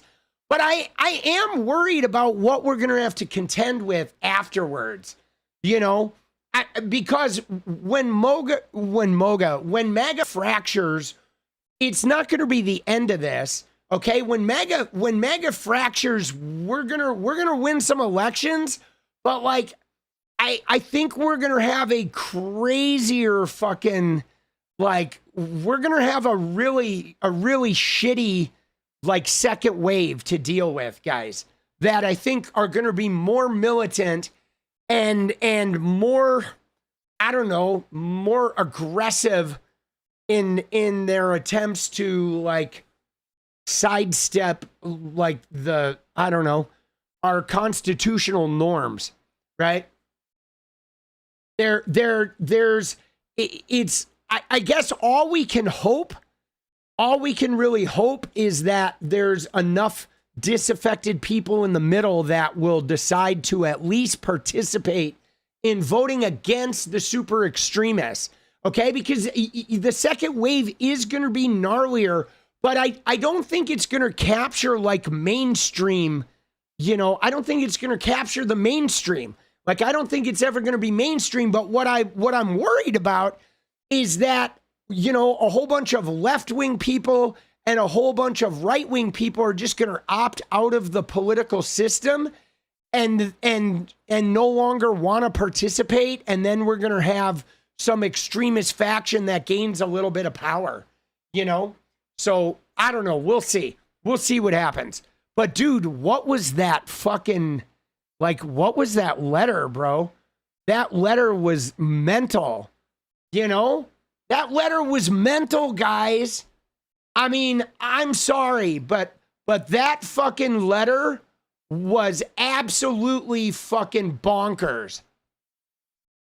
That was a 30-minute video, yeah, with a lot of talk about Satan and a lot of talk about the devil and a lot of talk about like a worldwide conspiracy against Christianity.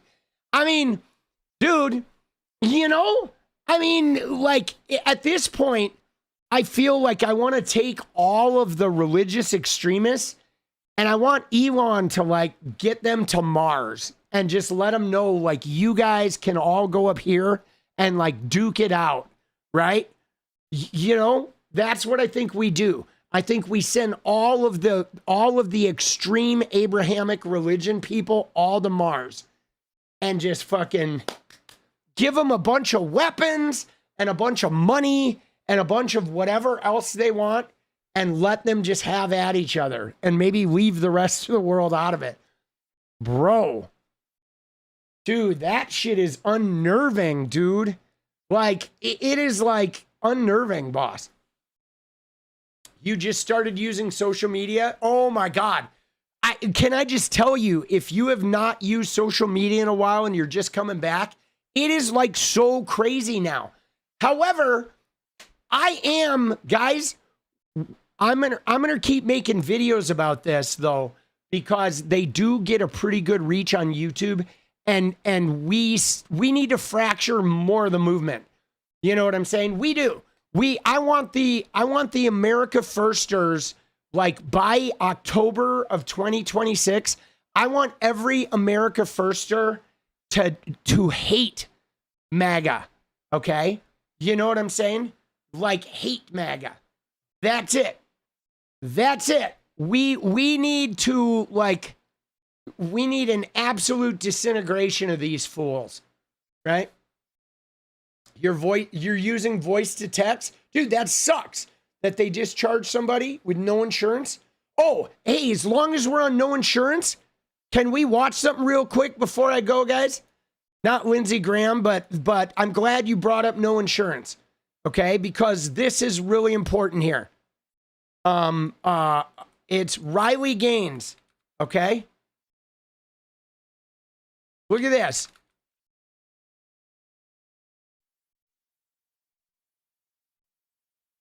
Here we go.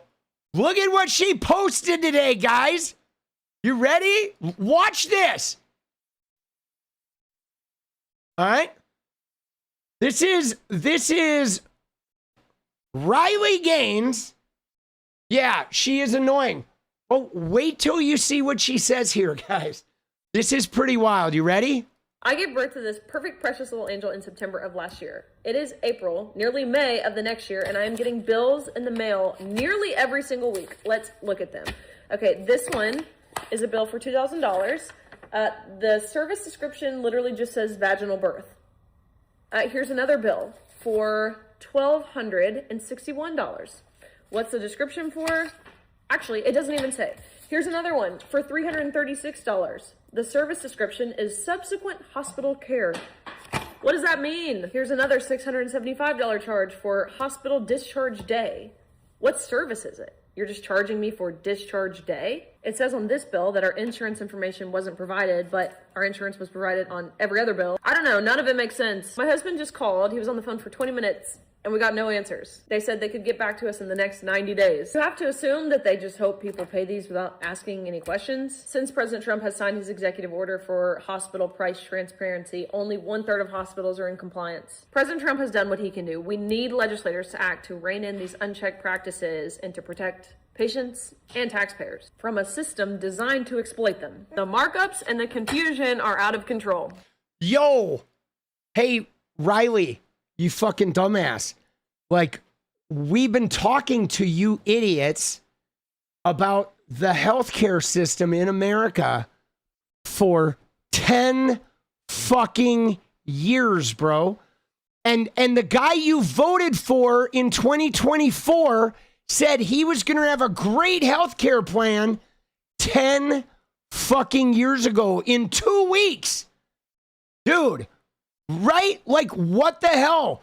But as soon as she gets some bills, as soon as she experiences having a baby, she's like, oh my God, we got to do something about the healthcare. Dude, yo, Riley.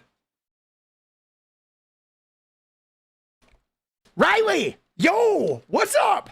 Dude, first off, did you fucking get some plastic surgery? What the fuck is going on with your face? All right, never mind. We'll talk about that later. But yo, you realize that there's a thing called Medicare for all, right? We could have national health care. You fucking idiot. Jesus. Dude, what the hell, bro? Like, dude, how? How do we do this? How does this not compute? Like, she's literally here now, out there having a problem with the health insurance system and having a problem with all of the upcharging. But like, bro, she voted for people that have no plan. And she's like, Trump did some transparency plan. Like, what are we talking about, boss? You know what I'm saying? I mean, maybe you should pray to Jesus and see if he can get you some fucking healthcare coverage. But isn't that insane? Isn't that insane, though, that, like, she has health insurance? She is even in, like, the Epstein class. You love the phone? Let's go, Megan. I love the phone, too. But, like, bro, it is, like, it is wild that, like, these people are... How does she not realize that it is her party that has created this mess, dude? You know what I mean?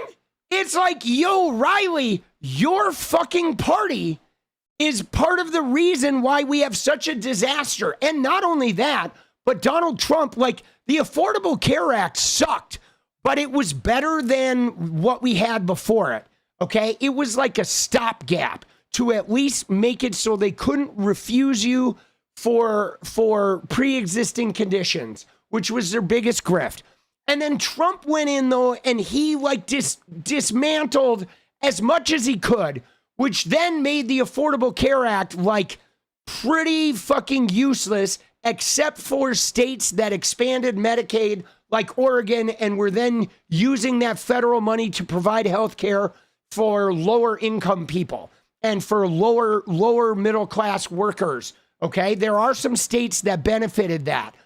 But the fact of the matter is her own party hasn't even had a health care plan. Not this whole time. The whole time they've disabled the Affordable Care Act, they have not had a health care plan. Nothing. Oh, yeah, 2 weeks. Trump, I'm going to come up with a great plan. Meanwhile, you have people like 𝗙cie𝗶𝗹𝗀 who wrote a book about Medicare for all, which thank you for the people who recommended that book. I have it out on the fucking, on the table. And a lot of people are trying to move us towards a nationalized healthcare system where none of this shit is a problem. Like, you literally, guys, you should go to the hospital, you have a baby, you come home. That's it. There shouldn't even be a bill. you should get a note from the hospital with like a goodie basket filled with like diapers and you know, other shit saying congratulations on the birth. Like, we're rooting for you. If you need us, come see us anytime. That's it. Why are we even getting bills? I mean, give me a fucking break, dude. You want me to bust my ass in a capitalist system and you know, use my body, put my body on the line for this country every day, like serving our corporate masters, and you can't even give me health care? Like, fuck off, bro. You know what I'm saying? Like, give me a fucking break, dude. See, now, guys, like, you know, with us, okay, with Bryce, like, at the time, when Bryce was born, okay, we used the Oregon Health Plan, all right? That's the insurance we had when Bryce was born. And it was amazing, okay? We had insurance that covered everything.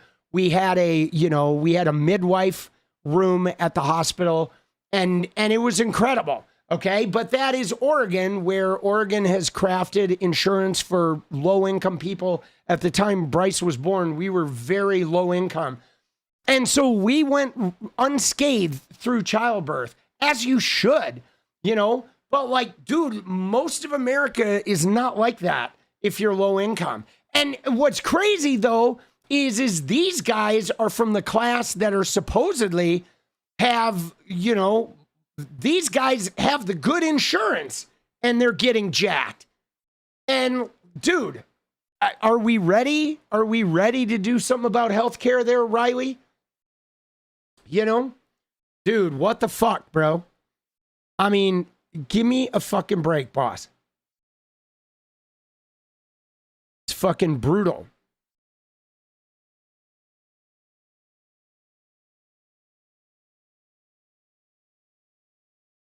She wants donos. I'm curious what the reactions are in here, right? Because I was like, dude, I said Medicare for all would solve this, by the way. you fifth place dolt. Dude, I mean, it's true, right? Dude, yeah, no, she wants health care for rich white Christians is what she wants, okay? Right? Dude, I mean, I was pretty, you know, I love this. So your husband almost got deported under Trump's immigration, and you're feeling the impact of a predatory healthcare system. Why are you MAGA again? Right? Like, what exactly are you MAGA? Right? Dude, look at this. The entire developed world has single payer for a reason, and nobody has our dog shit system. Dude, it's so funny, though. Right? And look at Nick Sortor. He's saying this charge for 3 involuntary doses of Tylenol hit my credit for me being sucked up into a tornado. Like, dude, he's not paying this one. Like, what the fuck? Dude, what is wrong with these people? You know? Like, give me a break, dude. You know? Yeah, I mean, the wait for specialists, you know what it really is, though, Nurse Joy? Let me just tell you this.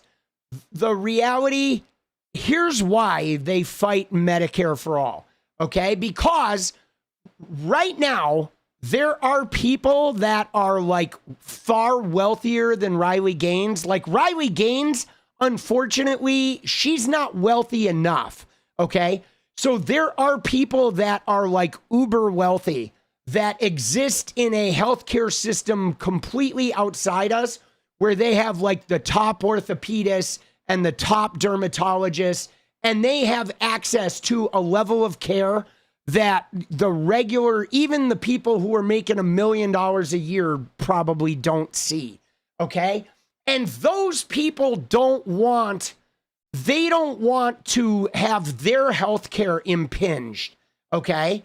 That's really what it is. There's like 3 million people in America who have health care that we could never have, even with the most expensive insurance like that we could afford.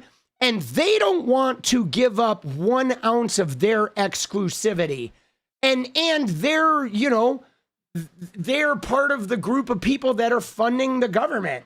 And that's it. Like, I don't think our wait would be any longer than it already is, because it's already a wait for healthcare. I mean, even when I go see my doctor, even when I go see my doctor, it's like a 2-week wait just to make an appointment, simply because there's like, there's not enough qualified medical professionals to fucking see everybody.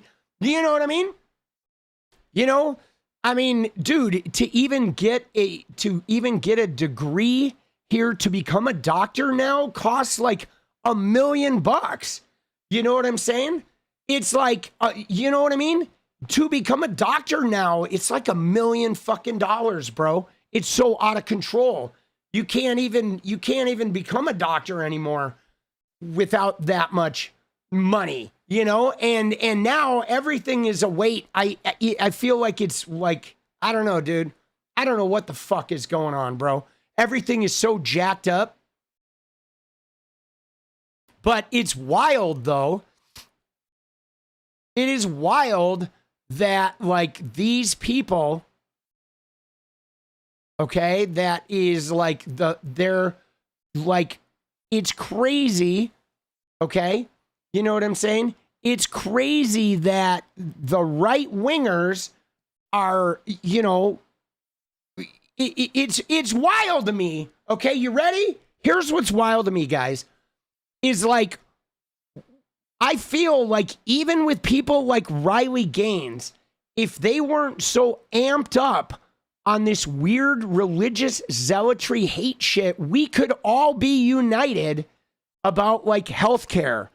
And we could all be united about like education. There are things that all of us in this country could be united about, but like, she's busy spending all her fucking time, worried about XY fucking bullshit, and all this stupid ass shit.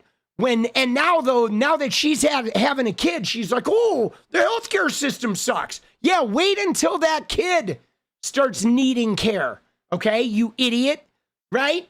And instead you're spending all this time fighting about fucking Leah Thomas and all this stupid shit, when the reality is like, we could all be united, but like, dude, the people she's voting for are completely fucking like shitting on her, and she's not, now she's like, oh, I got all these bills. Fucking bullshit, bro.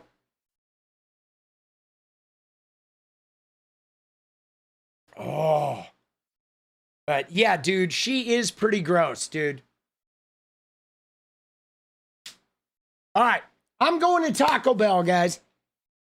That's it. I see Riley Gaines, and that's where I have to get off the fucking train, dude. I'm sorry. Dude, let's go. Dude, she wants genital checks. Dude, I mean, to be honest, if we're gonna do a genital check, I think we start with her, right? They have 24/7. No, our Taco Bells here are like 4 a.m. I think they close, but it's only 2:20. But I mean, there are some Taco Bells that are 24, but the ones that are near me are like 4 a.m. I think. But I'm gonna go get some Taco Bell. Right here, it's just 2 a.m. though, 2:20. But guys, the last thing I will say about Riley Gaines is, if anybody's getting a genital check, we're starting with her, man. You know what I'm saying? Like, she's the first one, dude. She needs to pony up the Jennies, right? Dude, don't throw that trash in Oklahoma. Taco Bell in Edinburgh shut down, dude. That sucks. Taco Bell is gross. I like Taco Bell. Dude, I like fast food. I don't eat it regularly, right? I don't. I eat healthy most of the time. Just gonna crap your pants with Taco Bell? No, dude. Nah, boss. You gotta have fucking solid innards. Come on now. Come on now.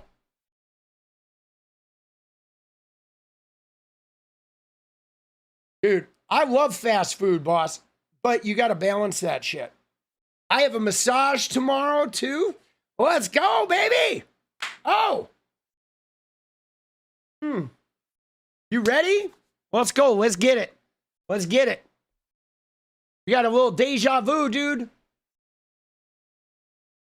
Yeah. Oh, shit, dude. If you're in a MAGA small town, you're kind of fucked when it comes to restaurants. Like, we have a lot of shit that's open in 24 hours. In fact, up in North Portland, there's a Mexican restaurant that's open 24 hours. That's like traditional Mexican food. That is amazing. So we still have plenty of 24-hour shit here.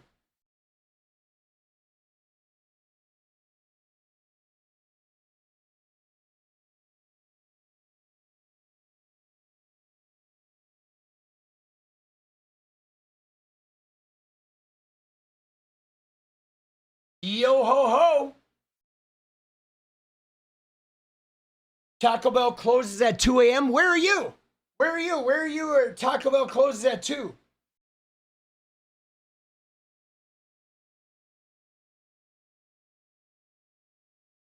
Oh, shit, boss.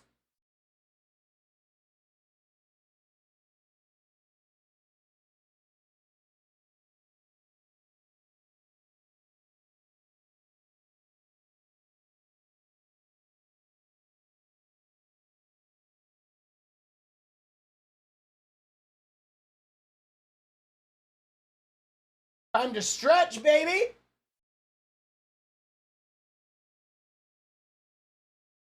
Oh.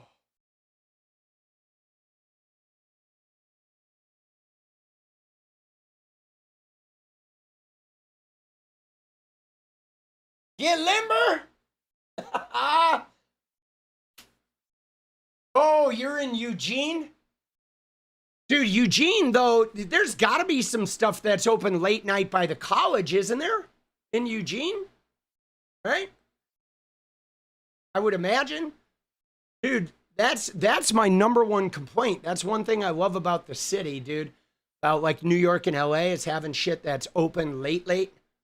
Dude, you got to have that 24-hour vibe, bro. You gotta have the 24-hour vibe. Man. All right, you ready? Let's go. Let's get it. Let's get a little deja vu. Oh, Eugene, baby. Let's go. Dude, we have some family that live down in Eugene. Ooh,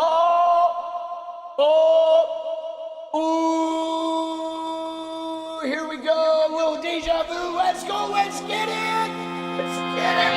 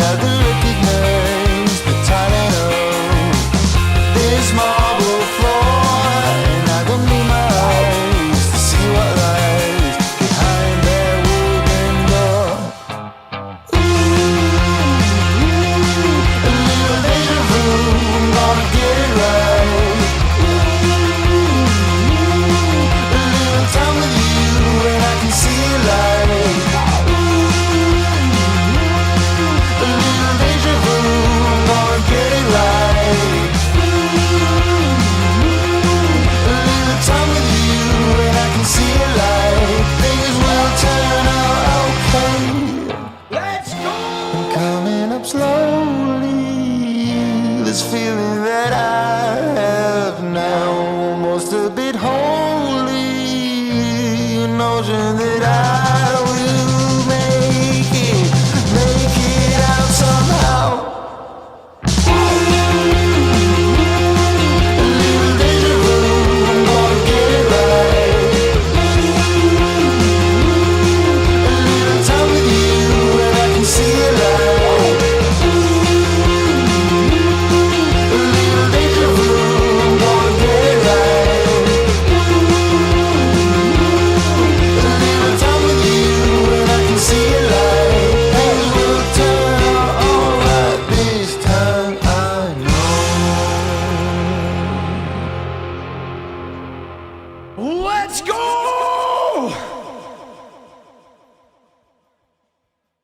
Here we go, guys.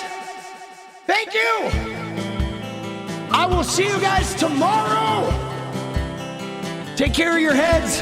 Go get some Taco Bell. I'm gonna get some. I'll see you guys tomorrow. Take care. I love you. Good night.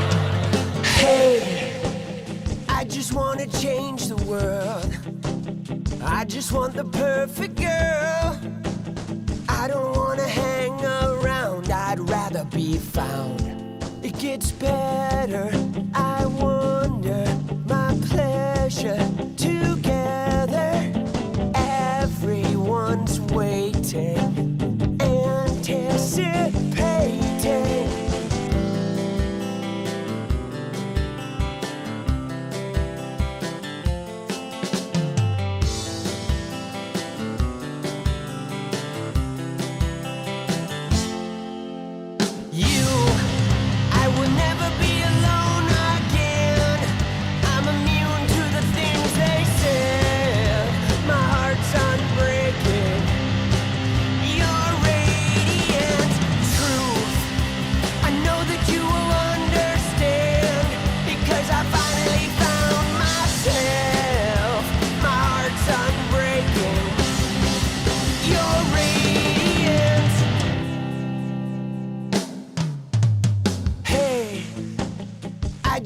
Change the world, but I'm not gonna wait my turn. I don't ever want to come down. I'd rather be found.